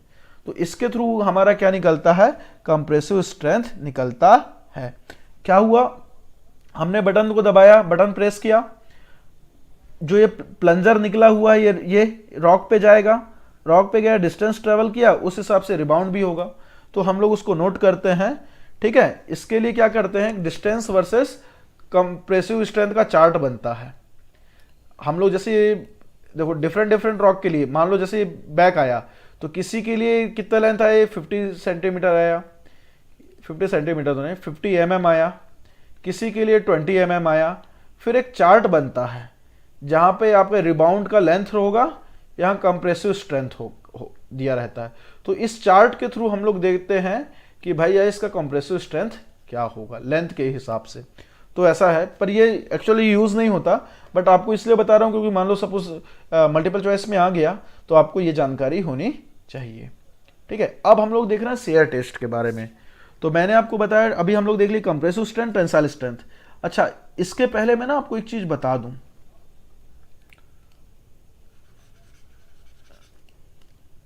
आप अगर कंप्रेसिव स्ट्रेंथ निकाल लिए हैं, राइट, तो जो डेल सी होता है, कंप्रेसिव स्ट्रेंथ टेंसाइल स्ट्रेंथ से 10 टाइम्स होता है ऑलमोस्ट। ये कोई फिक्स नहीं है, मैं अभी भी आपको बता रहा हूं। जो टेंसाइल स्ट्रेंथ है, कंप्रेसिव स्ट्रेंथ है, टेंसाइल स्ट्रेंथ से 10 टाइम्स होता है। कितना, 10 टाइम्स टेंसाइल स्ट्रेंथ से इंटू 10। ये कोई फिक्स नहीं है, ये एक आप अंदाजा लगाने के लिए, एक अनुमान लगाने के लिए कर सकते हैं। ये प्रो राटा बेसिस पे निकाला गया है, जरूरी नहीं कि इतना आएगा, बट हाँ इसके लगभग आता है। तो अगर आपने कंप्रेसिव स्ट्रेंथ निकाल लिया तो आप टेंसाइल स्ट्रेंथ उसके आसपास रह सकते हैं। तो ये एक अंडरस्टैंडिंग के लिए है, राइट। अब आया शेयर टेस्ट। तो शेयर का शब्द मैंने आपको बताया अपने पहले दूसरे वीडियो में, मैंने बहुत अच्छे से बताया कि भाई शेयर का मतलब क्या होता है। शेयर का मतलब होता है ब्रेकेज, टूटना, तोड़ना एंड ऑल दैट, ये सारी चीजें होती हैं।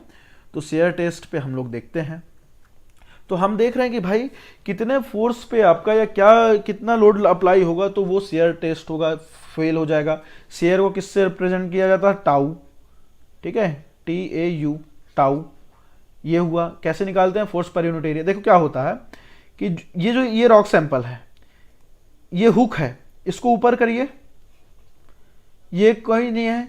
इस रॉक सैंपल को देखो, ये एक प्लेट है, ऊपर प्लेट है, नीचे एक प्लेट है, इसके बीच में क्या करते हैं, रॉक सैंपल को फिट कर दिया जाता है। इस नट से टाइट कर देंगे कि भाई ग्रिप बना रहे। इसके बाद ये जो एक प्लेट देख रहे हैं जिसपे ये धार है, राइट, ये धार जो दिख रहा है आपको, ये कटिंग एज है, उस पर लोड अप्लाई किया जाता है। तो इस कटिंग एज के कारण क्या होता है, ये यहां से कुछ ऐसा ब्रेक हो जाएगा लोड अप्लाई करने पे, ठीक है, P या लोड अप्लाई करने पे या फोर्स अप्लाई करने पे, राइट। फोर्स अप्लाई करने पे ये ब्रेक होगा तो उसको क्या करेंगे, उस फोर्स को यहां देख लेंगे, इसका क्रॉस सेक्शनल एरिया देख लेंगे, फोर्स अप्लाई हो रहा है तो, है ना, क्रॉस सेक्शनल एरिया निकाल लेंगे और यहां से आपको टाउ मिल जाएगा। तो इस तरह से शेयर स्ट्रेस आप निकाल सकते हैं स्पेसिमेन का। ये क्या है, डायरेक्ट टेस्ट है, पर ये उतने रिलायबल नहीं होते हैं, ठीक है। शेयर स्ट्रेस है। अब क्या किया गया भैया, सैंपल को आप बीच में डाल लिए, दूसरे तरीके से दो प्लेट है, ये ऊपर प्लेट नीचे प्लेट। अब क्या किया, सैंपल को पूरा डाल दिए। आप यहां से कर रहे हैं, कुछ इस तरह से कर रहे हैं। देखिए यहां पे क्या सिर्फ एक लाइन आप ब्रेकेज मिल रहा था, पर इस पे क्या हुआ कि बीच में डालने पे ये यहां से भी कटिंग एज से काटेगा, ये यहां से भी काटेगा, कुछ इस तरह से कटिंग एज हुआ। तो दो आपको कटिंग एज हो रहा है भाई। यहां तो अगर मान लो ये बड़ा सा एरिया है तो यहां पे बेंडिंग स्ट्रेस भी इसको साथ देगा कि बेंडिंग के कारण भी टूट सकता है ये, इसलिए क्या सपोर्टेड नहीं है। पर यहां पे देखो, यहां पे जो आपका सैंपल है, ये सैंपल दो एज में सपोर्ट है, यहां पे तो सिर्फ एक ही सपोर्ट मिला है ना, तो ये बेहतर प्रेडिक्ट करेगा। तो दो तरीके से भी करते हैं, कुछ इस तरह से, हमेशा की तरफ ए होता है, यहां पे दो एरिया है इसलिए 2A हो जाएगा। ये शेयर स्ट्रेस दो मेथड से निकालते हैं।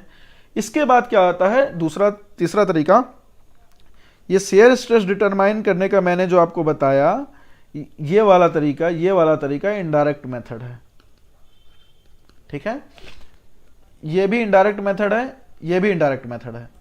अब देखो पंच शेयर टेस्ट क्या होता है कि हम लोग एक डिस्क ले लेते हैं, फ्लैट डिस्क रहता है, ये कुछ इस तरह से ले लेते हैं, ठीक है। इसको यहां पुट किया जाता है और एक कुछ लोड लगाया जाता है, उसका शेप कुछ ऐसा होता है। ये यहां पे डायमीटर टाइप का बना रहेगा।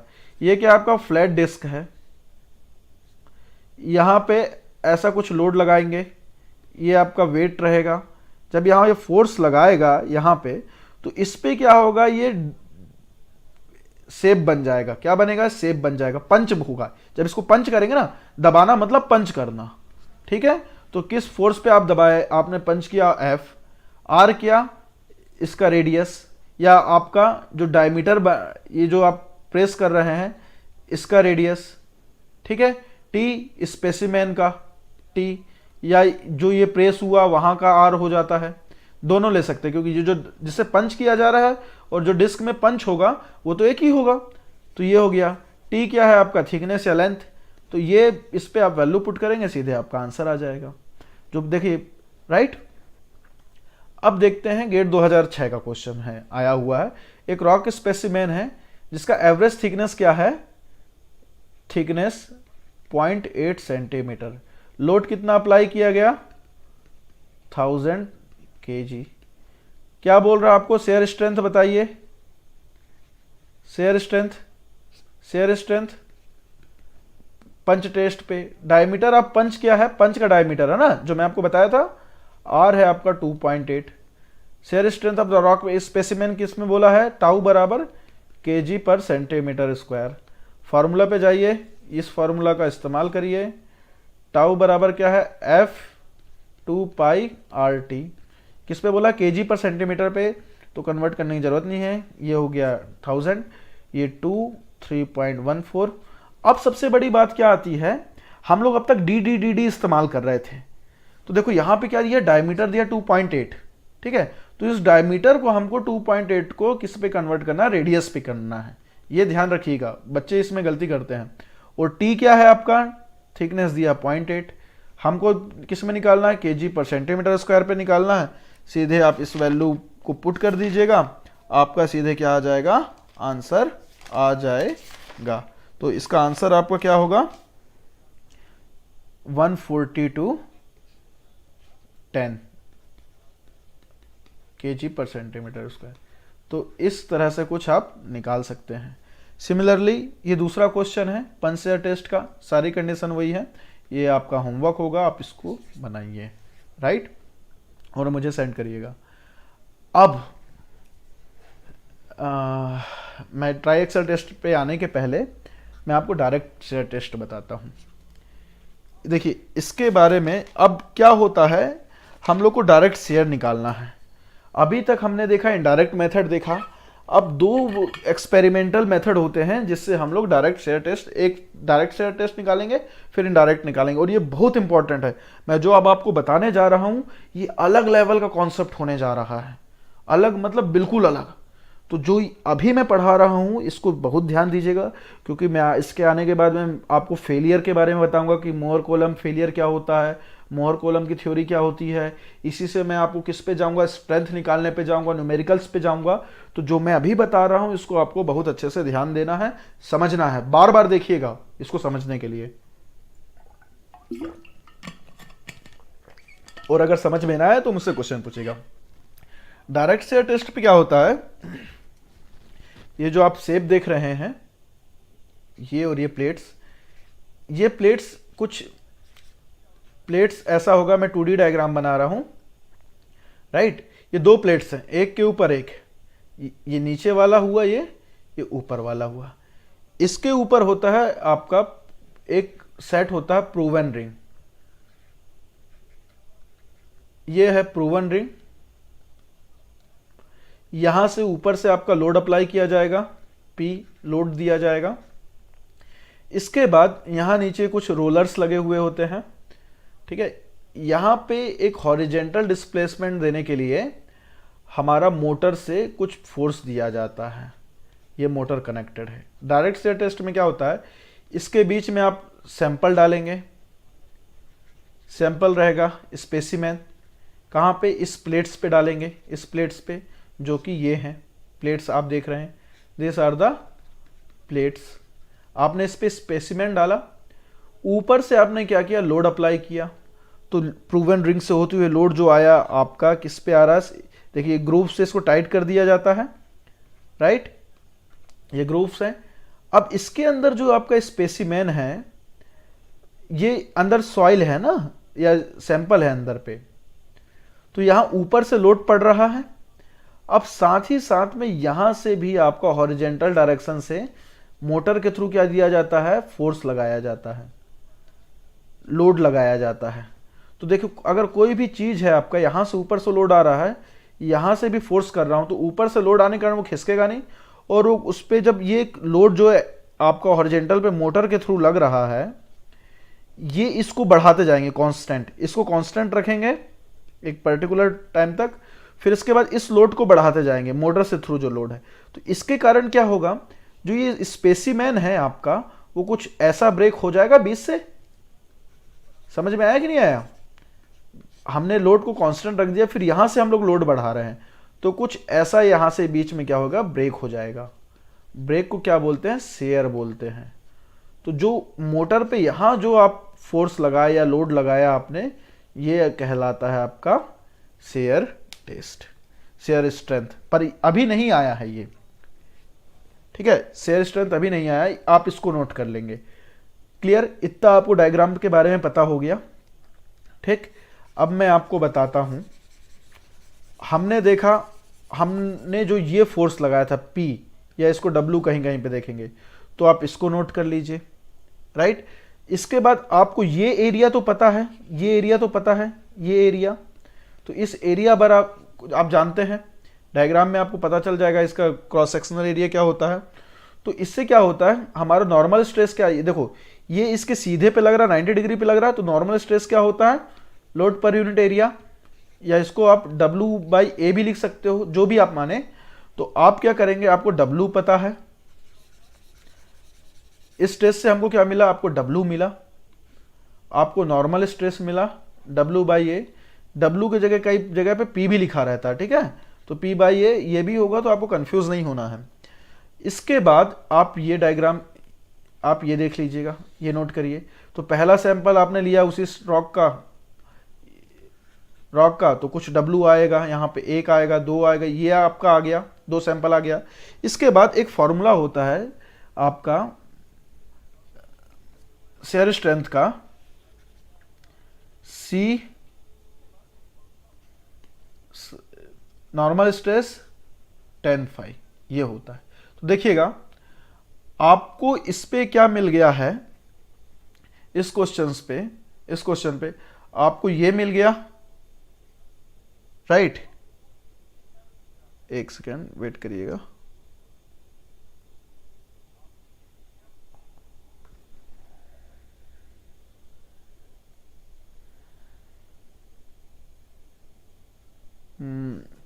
यहाँ पे मैं थोड़ा सा कुछ कंफ्यूज हो रहा हूँ लग रहा है। यहाँ पे देखते हैं, ये आपको पता है, आपको स्ट्रेस पता चल जाएगा, है ना। जो ये आपका शेयर फोर्स है, मैं इसको थोड़ा क्लियर करूँगा। शेयर फोर्स जो है आपका, शेयर फोर्स हम इस फोर्स को लेंगे, ये वाला, जिससे मोटर से जो हमने अप्लाई किया, ठीक है। तो W के जगह आपको क्या हो गया, नॉर्मल स्ट्रेस पड़ गया, और जो ये शेयर फोर्स है आपको ये यहाँ से मिल गया, जिस पे ये ब्रेक हुआ इस फोर्स के कारण, राइट। तो आपको ये पता चल गया, आपको ये पता चल गया। अब क्या बचा, C और फाई। C क्या है आपका, कोहेजन है। हम लोग जो डायरेक्ट शेयर टेस्ट करते हैं और फाई करते हैं, ये एंगल ऑफ इंटरनल फ्रिक्शन है, ठीक है, एंगल ऑफ इंटरनल फ्रिक्शन। तो बेसिकली हमको इस टेस्ट से क्या पता चल गया, फाई पता चल गया। हमको स्ट्रेंथ निकालने के लिए हमको सी भी चाहिए, फाई भी चाहिए, राइट, सॉइल का, क्योंकि ये बहुत इंपॉर्टेंट प्रॉपर्टी है। तो हम लोग क्या किया, पहले में किए, तो पहले में आपको कुछ ये मिला, दूसरे में ये मिला। जब आपने 1 और 2 सैंपल ले लिया, 1 और 2 सैंपल ले लिए, तो 2 इक्वेशन कुछ बनेगा, जिसमें सी और, मैं इसको फिर से कर देता हूं ताकि आपको अच्छे से समझ में आए। शेयर स्ट्रेंथ क्या हो गया, C 10 फाई, है ना। तो देखो हमने 2 बार एक्सपेरिमेंट किया, ये 1 2, तो 2 से क्या हो जाएगा, ये 1 1 कर दो, C2 normal stress 10 phi. 2 equation आपको मिल गए, इनको सॉल्व करेंगे, आपको किसकी वैल्यू मिल जाएगी, C1 C2 की, फाई की वैल्यू मिल जाएगी। तो इस तरह से हम लोग को जो शेयर टेस्ट निकाल करते हैं, हम लोगों को इसका बेसिकली मतलब होता है इफेक्टिव स्ट्रेस निकालना। मैंने अभी शब्द का इस्तेमाल किया, इफेक्टिव स्ट्रेस का, इसको ध्यान रखिएगा, मैं अभी आपको इस पे बताऊंगा। तो हमको क्या निकालना, कोहेजन निकालना है। C किसके लिए है, कोहेजन के लिए, और फाई क्या है, एंगल ऑफ इंटरनल फ्रिक्शन, ये होता है, राइट। तो ये बहुत सारे प्रॉपर्टीज पे काम आएंगे, ये C और फाई मैं आपको बताऊंगा। ये इससे क्या होगा, आपका रॉक का स्लोप, स्टेबिलिटी, स्ट्रेंथ, बहुत सारी चीजें, वेरियस टाइप्स ऑफ थिंग्स, ये आपको बताएगा। आगे के लेक्चर्स पे आपको पता चलेगा कोहेजन और एंगल ऑफ इंटरनल फ्रिक्शन का मतलब। क्लियर हुआ। तो आप बस अभी यही समझिएगा, मैं आगे क्लास में इसको बहुत अच्छे से समझाऊंगा। तो ये हो गया। तो ये क्यों निकालते हैं, बहुत सारे प्रॉपर्टीज कैलकुलेट करने के लिए ये जरूरी होता है। तो ये डायरेक्ट शेयर टेस्ट से हुआ।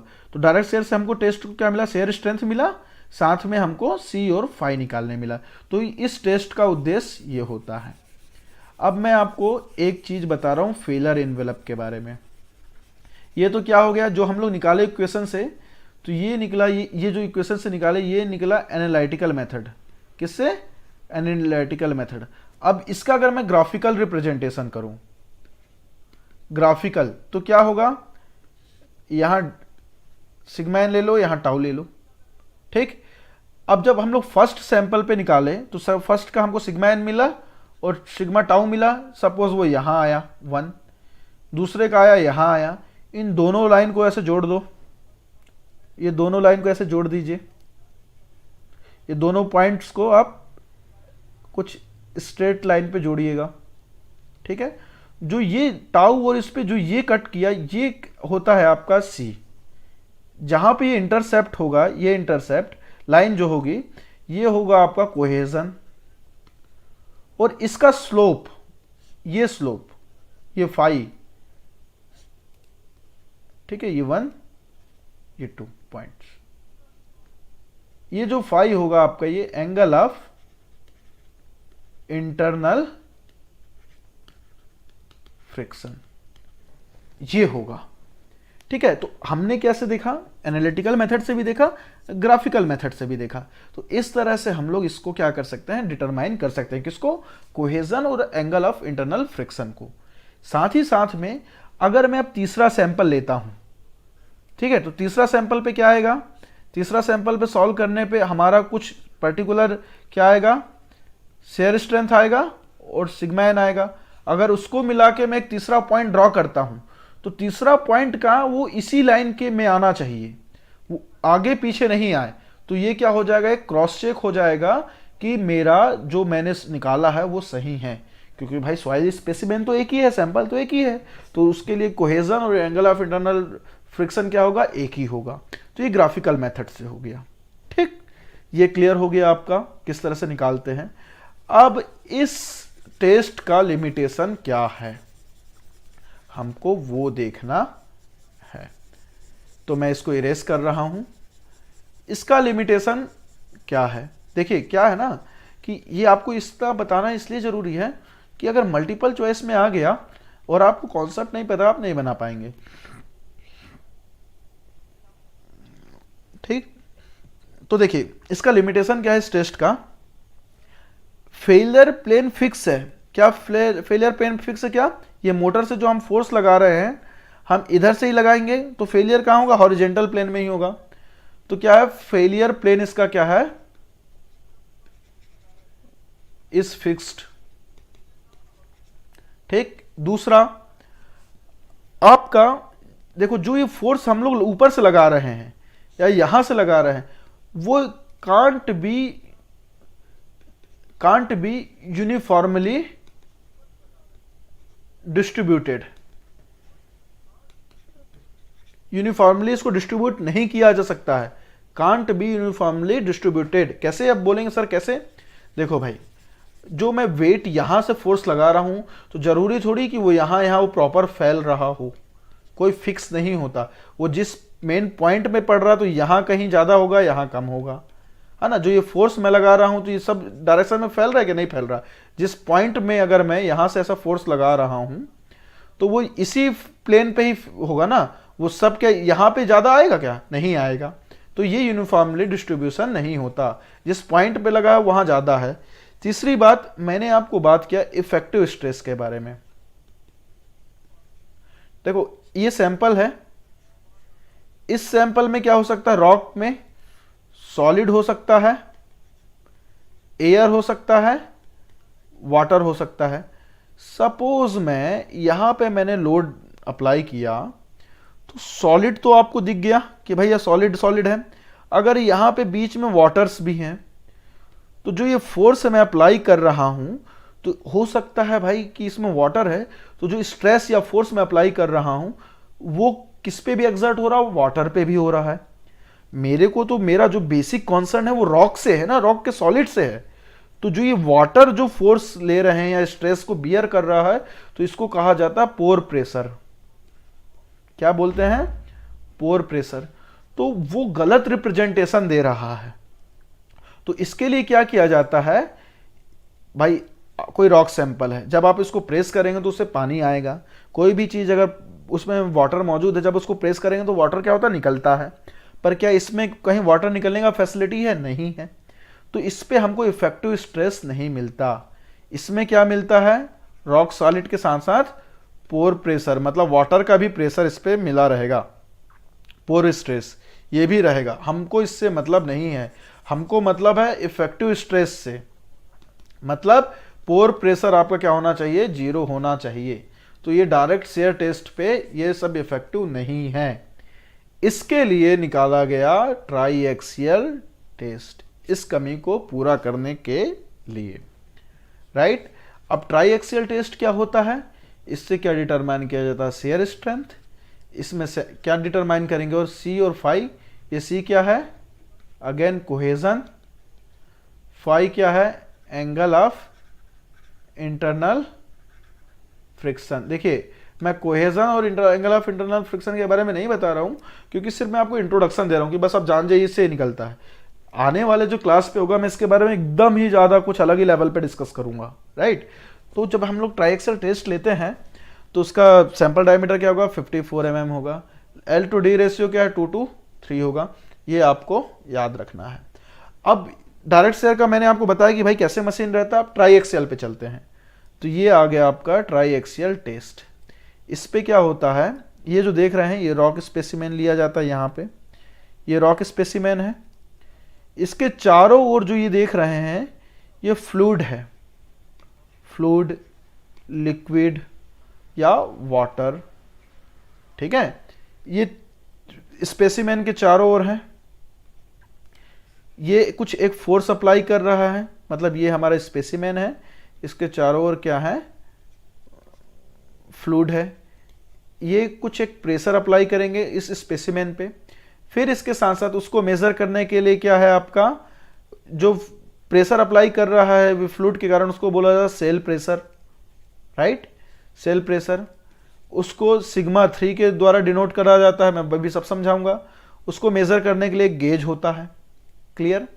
फिर इसके बाद स्पेसिमेन पे क्या होता है, एक लोड लगाया जाता है, ऊपर से फोर्स लगाया जाता है, ओके।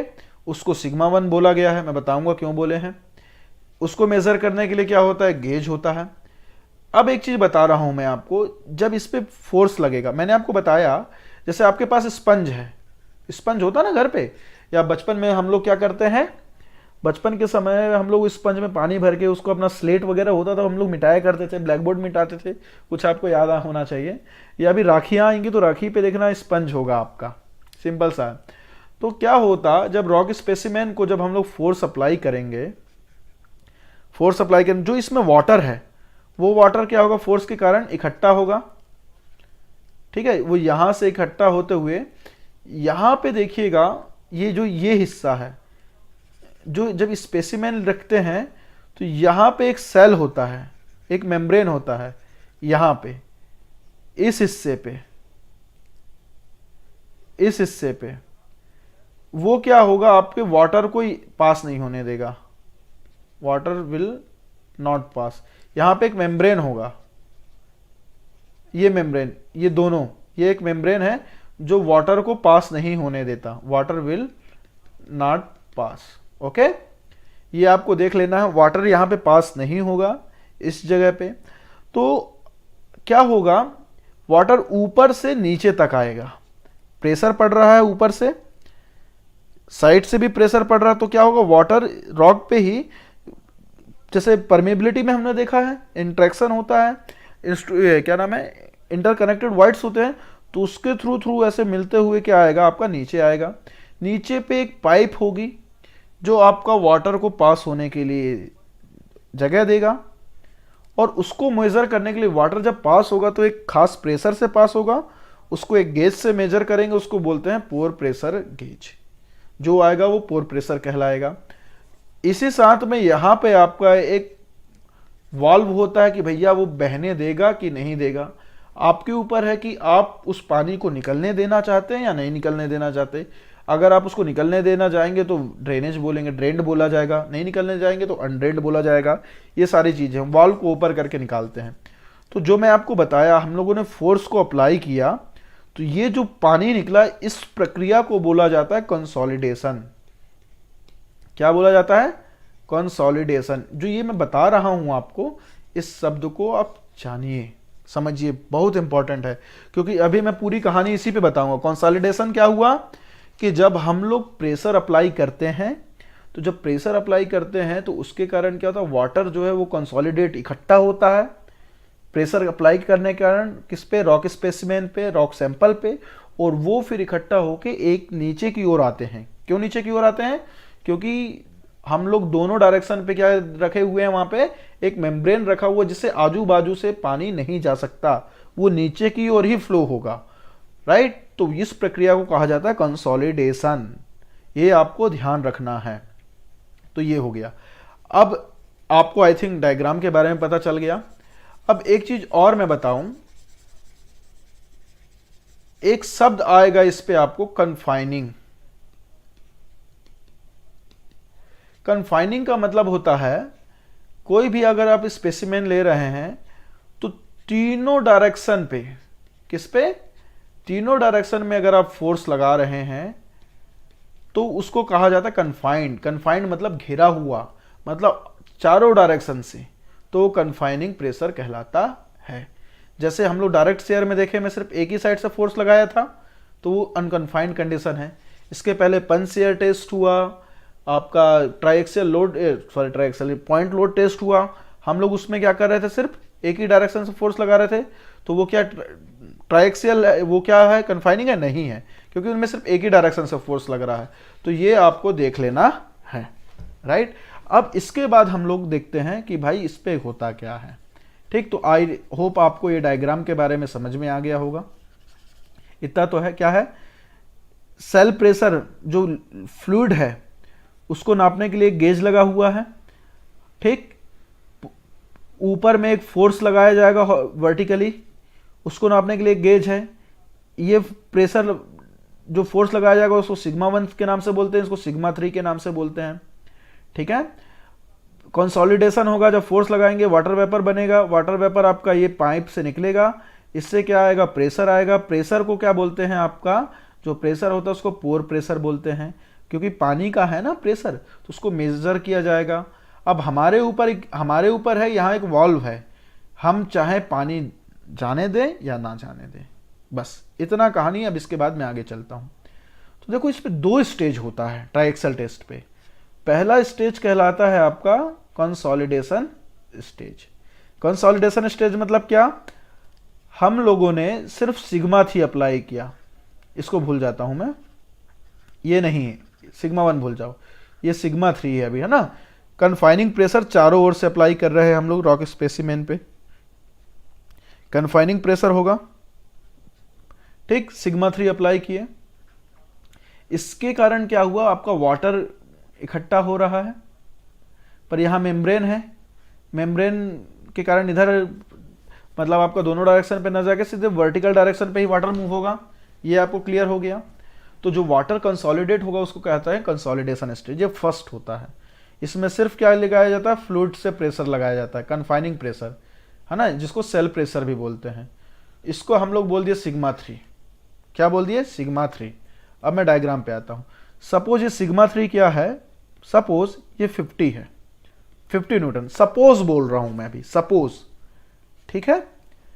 इसके बाद दूसरा स्टेज आता है, सिग्मा 3 लगाया है मैंने, सिग्मा 3, ये सपोज 50 न्यूटन है, सपोज,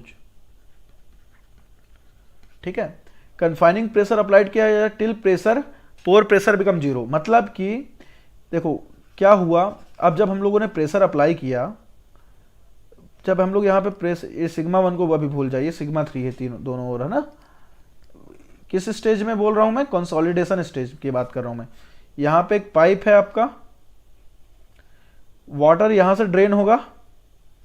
कब तक ये अप्लाई करेंगे, जब तक कि सिग्मा 3 के कारण पानी बहना बंद ना हो जाए। जब वाटर आपका जो कंसोलिडेट हुआ, जो इकट्ठा हुआ है, वो इस गेज पे रीडिंग देगा, यहां पे रीडिंग हो देगा।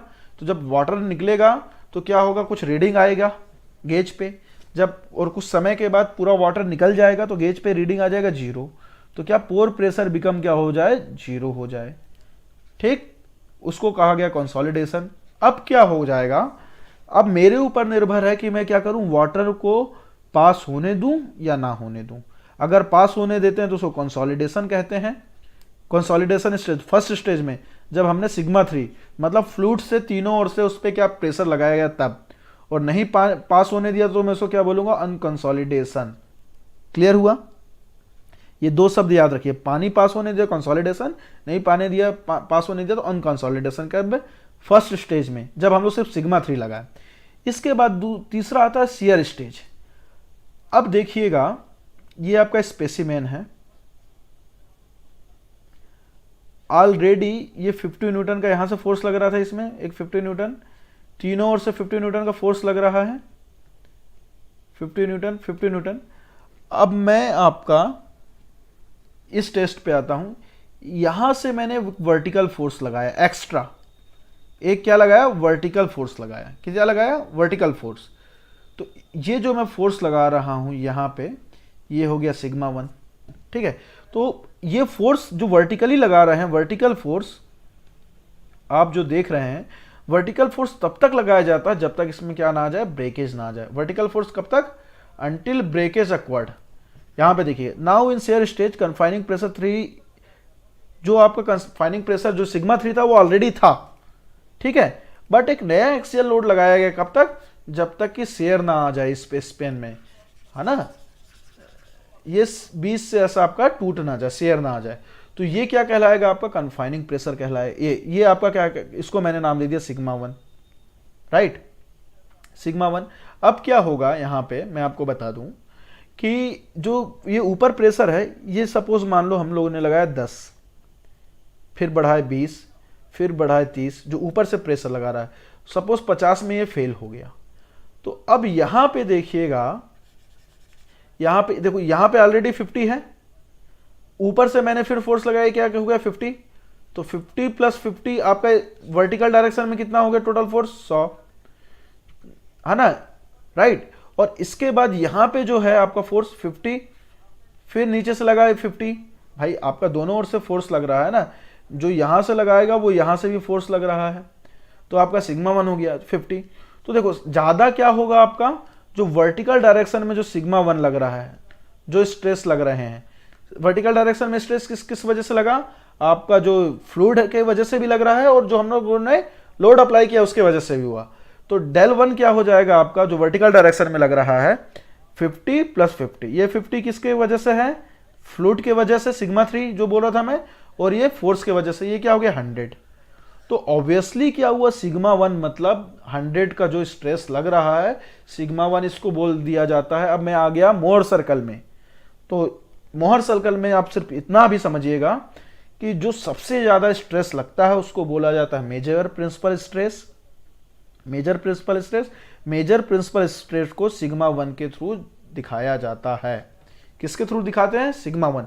सबसे ज्यादा आपका स्ट्रेस कहां लग रहा है, वर्टिकल डायरेक्शन में लग रहा है। क्यों, फोर्स और कन्फाइनिंग प्रेशर के कारण। कन्फाइनिंग प्रेशर मतलब फ्लूइड के कारण। तो ये हो गया आपका सिग्मा 1। ये जो आप सिग्मा 3 देख रहे हैं, माइनर प्रिंसिपल स्ट्रेस। इसके अलावा कोई स्ट्रेस लग रहा है क्या, 2 स्ट्रेस लग रहा है, वर्टिकल डायरेक्शन पे और राइट साइड से, ठीक है। तो आपका ये हो जाएगा सिग्मा 3। तो सिग्मा 3 को जो डिनोट करते हैं उसको बोलते हैं माइनर प्रिंसिपल स्ट्रेस। देखो भाई, आपका 100 लगा और 50 लगा, सबसे ज्यादा क्या है 100, तो 100 को बोला जाएगा सिग्मा 1। मोहर सर्कल के हिसाब से बात कर रहा हूं मैं, राइट। मोहर सर्कल, मैं मोहर सर्कल इसके बाद लूंगा, अगला क्लास मेरा हो सकता है मोहर सर्कल हो, तो उसमें आपको मैं पूरा क्लियर करूंगा। पर आप ये समझ जाइए कि सिग्मा 1 मेजर प्रिंसिपल स्ट्रेस को बोला जाता है, सिग्मा 3 माइनर प्रिंसिपल स्ट्रेस को। सबसे बड़ा क्या है 100, मैंने जो 50-50 लिया उसके हिसाब से बता रहा हूं ना, और जो ये 50 है आपका वो सिग्मा 3 हो गया। तो ये आपका हो गया मेजर और माइनर प्रिंसिपल स्ट्रेस, क्लियर हुआ। और डेविएटिक स्ट्रेस आएगा आपका, तो major principal stress minus minor principal stress, मतलब सिग्मा 1 माइनस सिग्मा 3। ये आपको क्लियर हो गया। ये सिग्मा 1 सिग्मा 3 क्यों लिया मैंने, राइट। अब 2 स्टेज हैं, पहला क्या, कंसोलिडेशन, दूसरा शियर। कंसोलिडेशन में हमने तीनों डायरेक्शन से क्या किया, फ्लूइड से प्रेशर लगवाया, क्या हुआ, इसमें कंसोलिडेशन हुआ। हमारे ऊपर है पानी जाने दे ना जाने दे, क्लियर। अब स्टिल फ्लूइड का प्रेशर मेंटेन है। जब हम लोग देख लिए कि पूरा पानी बह गया सिग्मा 3 के कारण, फ्लूइड के प्रेशर के कारण ये 0 आ गया, तो फिर क्या करते हैं हम लोग, यहाँ पे ये प्रेशर फोर्स को बढ़ाते जाते हैं वर्टिकल डायरेक्शन पे। अब फिर क्या होगा, जो बचा खुचा वाटर है फिर से यहाँ आएगा। अब हमारे ऊपर फिर से है कि वॉल्व जो है, वॉल्व को ओपन करें या बंद करें। वॉल्व को ओपन करेंगे तो क्या बोला जाता है उसको, ड्रेन्ड, और बंद किया गया वॉल्व को तो अनड्रेन्ड कंडीशन। अगर कंसोलिडेशन स्टेज में पानी बहने दे रहे हैं तो उसको क्या बोला जाएगा, कंसोलिडेशन। नहीं बहने दिया गया तो उसको बोला जाएगा अनकंसोलिडेशन, ठीक है। ये चीज है। और ये F1 कब तक बढ़ाते हैं, जब तक ब्रेकेज ना हो जाए। ब्रेकेज हुआ उसको नोट कर लिया जाता है, उसको क्या बोल देते हैं, शेयर फेलियर हो गया। फेलियर हो गया तो उसको नोट यहाँ पे कर लिया जाता है। तो चलो अब मैं आपको थोड़ा सा बताता हूँ। यहाँ पे है, अब ट्राई एक्सियल टेस्ट कितने तरीके से किया जा सकता है। तो मैंने आपको 2 स्टेज बताया था, कंसोलिडेशन स्टेज, दूसरा शेयर स्टेज। ठीक है, तो हम एक शब्द देते हैं कंसोलिडेशन ड्रेनेज, तो कंसोलिडेटेड ड्रेनेज टेस्ट भी बोला जाता है। तो कंसोलिडेशन का मतलब क्या हुआ भाई, हम लोग जब पहले में सिग्मा 3 कन्फाइनिंग प्रेशर लगा रहे हैं तो वाटर को क्या रहे हैं, जाने दे रहे हैं। तो इस पे क्या हो जाएगा, drainage is allowed in both stage. Drainage हुआ तो जब शेयर स्टेज जो लगा रहे हैं, जिसमें हम लोग क्या कर रहे हैं, F1 को इंक्रीज करते जा रहे हैं, हमने उसमें भी वाटर को पास होने दिया। तो ये क्या कहलाता है, कंसोलिडेशन ड्रेनेज टेस्ट। ठीक है, क्यों, देखो कई जगह पे क्या होता है ना, आप जब वहां जाएंगे, फील्ड में जाएंगे, तो आप देखिएगा कि कोई रॉक है तो रॉक उस पर्टिकुलर स्थिति पे रहेगा कि उसको तीनों ओर से क्या आ रहा है, जैसे ये रॉक है तो रॉक पे उसको तीनों ओर से फोर्स आ रहे हैं। ठीक है, और ऊपर वर्टिकल फोर्स भी है और तीनों ओर से है, तो उसमें क्या होता है, लिक्विड बहने लगता है, वाटर पास होता है ना फोर्स के कारण। इसलिए ये कंडीशन जैसा जैसा जो कंडीशन फील्ड में होता है, जो फील्ड में होगा हम उसको लेबोरेटरी पे बनाने की कोशिश करते हैं। ठीक, अब इस पे क्या है, ये सबसे ज़्यादा टाइम टेकिंग है। टाइम टेकिंग कैसे है, टाइम टेकिंग भाई, पानी बहेगा तो वाटर तो एक साथ तो बहेगा नहीं क्योंकि बहुत कम होता है, फोर्स धीरे धीरे बढ़ाने पे होगा तो सबसे ज़्यादा है। अब देखो इसमें वॉल्यूम सिग्निफिकेंट होगा। क्यों वॉल्यूम सिग्निफिकेंट होगा भाई, पानी जब आपका बहेगा तो वॉल्यूम तो आपका कम होगा ही होगा ना, वो श्रिंक होगा। ठीक है, और ये इसको कहाँ प्रेफर किया जाता है, कोर्स ग्रेन सॉइल पे, सैंडी सॉइल पे। क्यों भाई, पानी तो आपका वहीं पे रुकेगा ना, कोर्स ग्रेन सॉइल पे होगा, फाइन ग्रेन पे रहेगा क्या पानी, नहीं रहेगा। तो कोर्स ग्रेन सॉइल पे इसको प्रेफर किया जाता है। अब दूसरा आया, इस पे जो भी मैं बता रहा हूं आपको 3 तरीके का, तो आप इन दोनों शब्द का मतलब जान जाएंगे, आपको समझ में आ जाएगा। अब क्या आएगा, अनकंसोलिडेटेड, मतलब हमने क्या किया, कंसोलिडेशन तो किया पर क्या पानी इसमें बहने नहीं दिया। शेयर स्टेज किया, F1 अप्लाई किया पर पानी नहीं बहने दिया, तो क्या हुआ, water is not allowed to pass in both the stages. पानी नहीं गया तो उसमें क्या होगा, वॉल्यूम चेंज होगा, क्या वाटर पास नहीं हुआ, फ्लो नहीं हुआ, पास हमने नहीं दिया, वाल्व ओपन नहीं किया, तो क्या वॉल्यूम चेंज होगा, नहीं होगा। वाटर को फ्लो होने के लिए, पास होने के लिए हमने वेट नहीं किया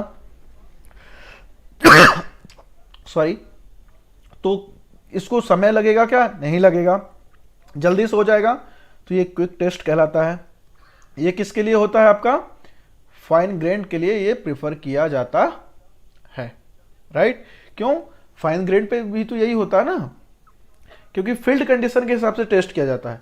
अब अगला आया अनकंसोलिडेटेड अनड्रेन टेस्ट, मतलब हमने फर्स्ट स्टेज में वाटर को पास होने दिया, कैसे, सिग्मा 3 लगाया, कन्फाइनिंग प्रेशर लगाया, सिग्मा 3 ये टेस्ट लगा, ये प्रेशर हमने लगाया, वाटर इकट्ठा हुआ, यहाँ वाल्व ओपन करके उसको जाने दिए। पर जब हम लोग ये शेयर स्टेज लगा रहे हैं, शेयर स्टेज पे सेकंड पे आए, फोर्स लगा रहे हैं, तो हमने यहाँ पे वाल्व को बंद कर दिया, पानी नहीं बहने दिया।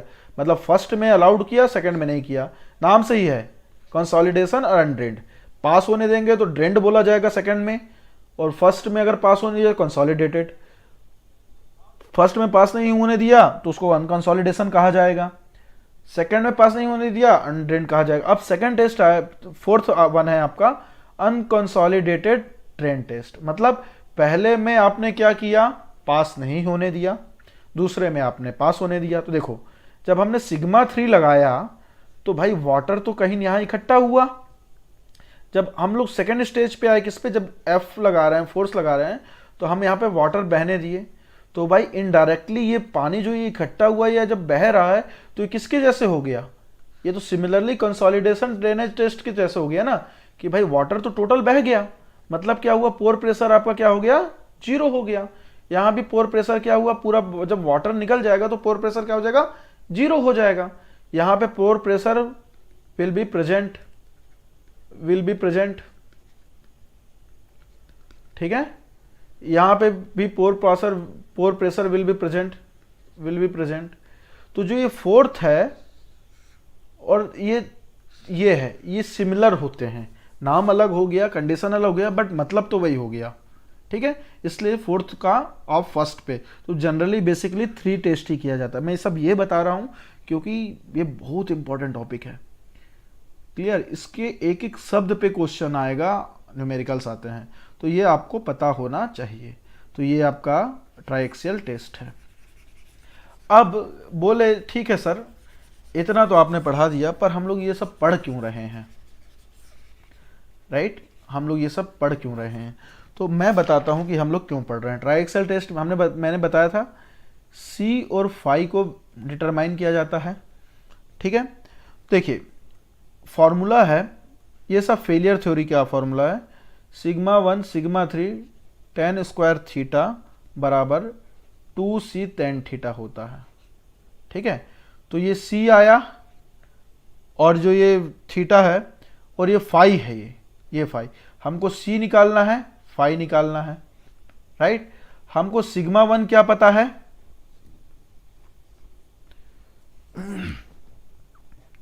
हमको क्या पता है, यहाँ पे सिग्मा 1 पता है, सिग्मा 3 पता है, ठीक है। सिग्मा 1 और सिग्मा 3 हमको यहां से पता है। कैसे पता? जो हमने ये फोर्स लगाया है, सिग्मा 1 सिग्मा 3। क्या करेंगे हम लोग, एक टेबल बनाएंगे। जब इसको बनाते हैं तो इस पे क्या करेंगे, सिग्मा सी, इसको बोलते हैं कन्फाइनिंग प्रेशर, बराबर क्या, सिग्मा 3, ये नोट कर लेंगे पहला।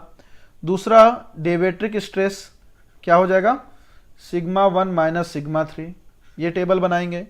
इसके बाद आपका हो जाएगा सिग्मा 1, सिग्मा 1 क्या है आपका, सिग्मा सी प्लस क्या हो जाएगा, डेविएट्रिक स्ट्रेस, जो एक्स्ट्रा स्ट्रेस अपन किए, ये सिग्मा 1। तो देखो यहाँ पे देखिए सिग्मा 1 और सिग्मा 3 आपको पता है, तो क्या कर लेंगे हम लोग, 2 इक्वेशन निकाल लेंगे। क्या इक्वेशन निकाल लेंगे, 2 इक्वेशन हम लोग यहाँ पे निकाल लेंगे, राइट। जब 2 इक्वेशन आपका निकलेगा तो जैसे ये हुआ सिग्मा 1 1, ये सिग्मा 3 1 सैंपल 1 के लिए, ये sigma 1 2 sigma 3 2, tan square theta और 2c tan थीटा, 5 है ना। तो इससे क्या निकल जाएगा आपका, c और 5 निकल जाएगा। आपको ये देखो यहाँ पे थीटा अभी पता नहीं है, थीटा बराबर क्या होता है, 5/2 45। तो जो ये थीटा है ये पुट कर दीजिए यहाँ पे थीटा की जगह पे, तो आपके पास क्या होगा, 2 इक्वेशन मिल गया आपको, ठीक है। तो 2 इक्वेशन से ये आपको पता है, आपको c और 5 पता करना है, तो आपको c की कुछ वैल्यू मिल जाएगी, 5 की कुछ वैल्यू मिल जाएगी इस इक्वेशन की मदद से, राइट। तो ये इक्वेशन को आप लोग अच्छे से क्या कर लीजिए, नोट कर लीजिए। मैं इसको प्रॉपर तरीके से लिख देता हूँ। सारा चीज आपका क्या इससे मिल जाएगा, टेस्ट के थ्रू मिल जाएगा। तो इक्वेशन क्या कहता है, सिग्मा 1 बराबर sigma 3 tan square theta plus 2c tan 5, theta बराबर क्या होता है, 5/2 प्लस 45, ये होता है, राइट। आपको सिग्मा 1 पता चल जाएगा किससे, जो आपने ट्राइएक्सियल टेस्ट किया उससे। सिग्मा 3 पता चल जाएगा, 2 सैंपल ले लीजिएगा, 2 सैंपल से मैंने बताया 2 इक्वेशन बनेंगे, जिससे c और 5 पता चल जाएगा, क्लियर। अब इस पे क्या है, तो ये जो हम लोग जाने, ये क्या था आपका, एनालिटिकल मेथड से हमने c और 5 को डिटरमाइन कर लिया, c एंड 5 को। अब हम देखते हैं ग्राफिकल मेथड के थ्रू, किसके थ्रू, ग्राफिकल के थ्रू। जैसे हमने डायरेक्ट शेयर टेस्ट पे किया, देखो इसका फायदा क्या है इस टेस्ट का करने से। हमने इस पे क्या किया, पोअर प्रेशर को अकाउंट पे लिया। किस पे लिया, पोअर प्रेशर को, पहला। दूसरा डायरेक्ट शेयर से कन्फाइनिंग प्रेशर, कन्फाइनिंग प्रेशर मतलब कि भैया तीनों ओर से जो स्ट्रेस, अगर आखिरकार माइंस पे जो आपका यहाँ पे कोयला होता है तो उस पर हॉरिजेंटल वर्टिकल पूरा प्रेशर पड़ता है ना, तो यहाँ पे हमने उस स्पेसिमेन को सारे प्रेशर दे दिए। ड्रेनेज कंडीशन भी दे दिया कि भाई कई स्थिति में पानी बहेगा, पानी नहीं बह पाएगा, ये सारी कंडीशन, इसलिए triaxial test is the best, right. अब देखते हैं हम लोग सिग्मा 3 और सिग्मा 1। तो जो मोहर सर्कल है उस पे काम आता है। तो मोहर सर्कल सिंपल सा, अभी ये समझिएगा, एक सर्कल है जो स्ट्रेस और आपका शेयर के बीच पे बनता है। ठीक है, सिग्मा 1 क्या होगा, ये सिग्मा 1 क्या है, सिग्मा 1 सिग्मा 3 से ज्यादा होता है। मोहर सर्कल क्या है आपका, टाउ और यहां पे स्ट्रेस के बीच बनता है। ठीक है, शेयर स्ट्रेस और शेयर स्ट्रेस और प्रेशर के बीच बनता है। ठीक है, प्रेशर के बीच, तो मतलब स्ट्रेस, शेयर स्ट्रेस और आपका ये नॉर्मल स्ट्रेस के बीच बनेगा। तो सिग्मा 1 है, सिग्मा 2 है। देखो हम लोग क्या किए, पहले मैं आपको सैंपल बताता हूं। पहला जब टेस्ट किया आपने तो सिग्मा 1 1 आया, कुछ आया, सिग्मा 3 1 आया। तो देखो सिग्मा 3 क्या है, कम है, सबसे कम होता ना, तो सिग्मा 3 को मैं यहां लिख सकता हूं, उसके लिए कुछ स्ट्रेस हुआ होगा। सिग्मा 1 आया, सिग्मा 1 1 जब हम लोग टेस्ट किए तो ये सिग्मा 3 कन्फाइनिंग प्रेशर और ये सिग्मा 1 यहां से डिटरमाइन हुआ। तो हम लोग क्या किए, इसके सेंटर पे आके ऐसा एक सर्कल ड्रॉ कर दिए। जो ये सर्कल बन रहा है ये हो गया आपका मोहर सर्कल। क्लियर हुआ। इसके बाद मैं दूसरा सैंपल लिया जिसमें मैं बोल रहा हूं सिग्मा 1 2 2 मतलब सैंपल के बारे में बात कर रहा हूं, और सिग्मा 3 2 मतलब माइनर प्रिंसिपल स्ट्रेस किस पे, सिग्मा सैंपल 2 के लिए। तो सपोज सिग्मा 3 आया मेरा, सिग्मा 3 1 था, सिग्मा 3 2 आया यहां, और यहां पे आया मेरा सिग्मा 1 2। तो फिर इसको सेंटर लेके एक आप बड़ा वो बना लो, ये आपका एक सर्कल बन गया, मोहर सर्कल। फिर हम लोग तीसरा सैंपल लेते हैं, सिग्मा 1 3 सिग्मा 3 3, कुछ फिर ऐसा करके एक सर्कल बन जाएगा, राइट। अब देखो ये जो पॉइंट्स हैं, इनके पॉइंट्स को जोड़ते हुए आप एक लाइन बनाइए, कुछ इस तरह से ऐसा लाइन बन रहा है। तो जो ये इंटरसेप्ट हुआ ये कहलाएगा आपका सी, ग्राफिकल मेथड से। तो ये सी क्या है आपका कोहेजन, और जो ये डायग्राम बन रहा है फाई, जो ये स्लोप बन रहेगा ये आपका आ जाएगा angle of internal friction. Clear, यहां पे ये जो फाई बन रहा है ये एंगल ऑफ इंटरनल फ्रिक्शन होगा। तो इस तरह से हम लोग क्या कर सकते हैं, ग्राफिकली भी इसको डिटरमाइन कर सकते हैं। मैं जब मोहर कॉलम फेलियर के बारे में बताऊंगा तो मैं उसमें आपको एकदम इस पे डिटेल डिस्कशन करूंगा। मोर और लेस मैंने पूरा कर लिया है, पर उस समय और अच्छे से समझाने की कोशिश करूंगा, क्योंकि आपको मोहर सर्कल पता हो चुका रहेगा। अभी आप नहीं जानते, तो जो आपको जानना सिर्फ मैं आपको सिर्फ इतना बता रहा हूं, अभी सिर्फ आप जान जाइए इतना होता है। तो जो ये लाइन बन रही है, ये लाइन, ये जो लाइन है इसको कहा जाता है फेलियर इनवेलप। क्लियर हुआ, ये है आपका failure envelope. So that's all for triaxial test. अब अगला टेस्ट आता है स्लैक ड्यूरेबिलिटी टेस्ट। देखो ट्राइएक्सियल टेस्ट इसलिए बता रहा हूं क्योंकि अभी आप जब फेलियर एलियर के बारे में पढ़ेंगे ना, तो बार बार गेट पे बहुत सारे क्वेश्चंस आते हैं ट्राइएक्सियल के नाम पे। तो अगर आप ट्राइएक्सियल अच्छे से जानेंगे नहीं तो आप बना भी नहीं पाएंगे। तो स्लैक ड्यूरेबिलिटी टेस्ट क्या होता है, देखिए जैसे हम लोग के माइंस में, मैं कोल माइंस की बात कर रहा हूं, ओके, कोल माइंस में अपन बात कर रहे हैं अंडरग्राउंड माइंस का। तो ये रूफ का रॉक है, इस पे ऊपर से पानी आता, वाटर आता है, ये वाटर निकल जाएगा, फिर ये सूख जाएगा, ड्राई होगा। तो वाटर आया मतलब ये क्या हुआ, ड्राई हुआ, फिर वाटर को झेला, फिर ड्राई झेला। तो इसमें क्या हो रहा है, वेदरेबिलिटी हो रहा है। क्या हो रहा है, वेदरेबिलिटी, मतलब इस पे फिर से पानी आ रहा, फिर से सूख रहा, फिर से पानी आ रहा, फिर से सूख रहा है, यही हो रहा है। या ओपन कास्ट में आए, ओपन कास्ट में पानी पड़ेगा किसको, आपके स्लोप को, रॉक को, सब पे फोर्स पड़ेगा कि नहीं। वाटर यहाँ कभी ड्राई होगा, धूप पड़ेगी, ड्राई होगा, वाटर आया तो फिर ये गीला हो जाएगा, इसमें वाटर होगा।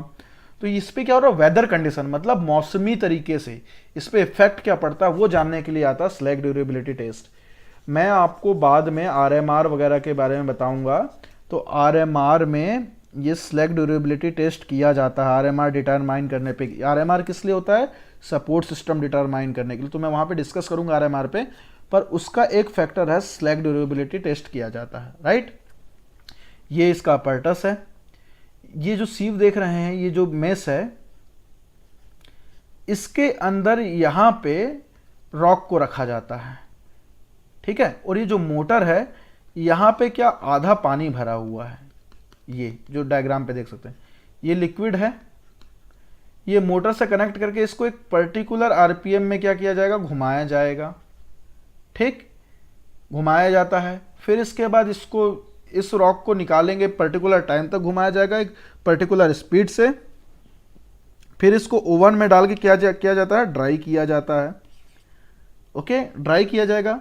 एक साइकिल हुआ। फिर इसके बाद दोबारा, पहले तो देखो क्या हुआ, जब इसको रॉक सैंपल को जब हम लोग इसमें डाले तो इसका पर्टिकुलर वेट होगा। सपोज मान लो 50 ग्राम डाला हमने, ठीक है, 50 ग्राम डाला। और जब इसको मोटर इस सीव में डाला, इस पे डाला गया, और जब इसको रोटेट किया गया एक पर्टिकुलर इस पे, तो क्या हुआ, पानी के कारण और रोटेशन के कारण और ड्राई किया गया, तो इसका क्या होगा, ये इरोड हो जाएगा। इरोड मतलब ये कम हो जाएगा, डिसइंटीग्रेट होगा, ये टुकड़ों में टूटेगा, छोटे छोटे टुकड़े बन जाएंगे बड़े सैंपल के, बड़े रॉक के। तो उसको हम लोग नोट करेंगे, ठीक है, नोट करते हैं। फिर उसका रेफरेंस देखते हैं क्या होता है, वो देखते हैं। मैं तो आपको इसको और बेहतर से बताता हूँ। देखो क्या होगा, इसमें 50 ग्राम आप लोग रॉक सैंपल लिया जाएगा, उसको क्या करते हैं 10 पीसेस में कन्वर्ट किया जाएगा, ठीक है। एक ड्रम है, ये जो ड्रम आप देख रहे हैं, ये ड्रम है आपका 140 mm डाया का ड्रम है और 100 mm का लेंथ है। इसमें क्या लगा, सीव, सीव मतलब जाली, इसको मैस भी बोला जाता है, ठीक है। सिलेंड्रिकल पे रखेंगे, मैस, सीव मैस मतलब 2 mm, 2 mm मतलब जो ये है आपका, ये 2 mm से ज़्यादा नहीं होना चाहिए, मैस का मतलब होता है 2 mm पर इंच, ठीक। इसके बाद क्या होगा, आधा पानी में भरा रहता है ये ड्रम, मैंने जो आपको बताया ये आधा में भरा रहता है। इसको रोटेट किया जाता है, कब तक, 10 मिनट तक। कब तक में, 20 आरपीएम में, मतलब 1 मिनट में इसको 20 बार घुमाया जाएगा। कब तक, 10 मिनट तक, ओके। फिर जो 500 ग्राम का 10 टुकड़ा डाले हैं उसको निकाला जाएगा, उसको ओवन में डाला जाएगा, 105 डिग्री सेल्सियस में उसको रखा जाएगा, ठीक। क्या किया जाएगा, रखा जाएगा। रखने से क्या हुआ, कुछ डिसइंटीग्रेट हुआ और जो इसमें वाटर था वो भी हट जाएगा।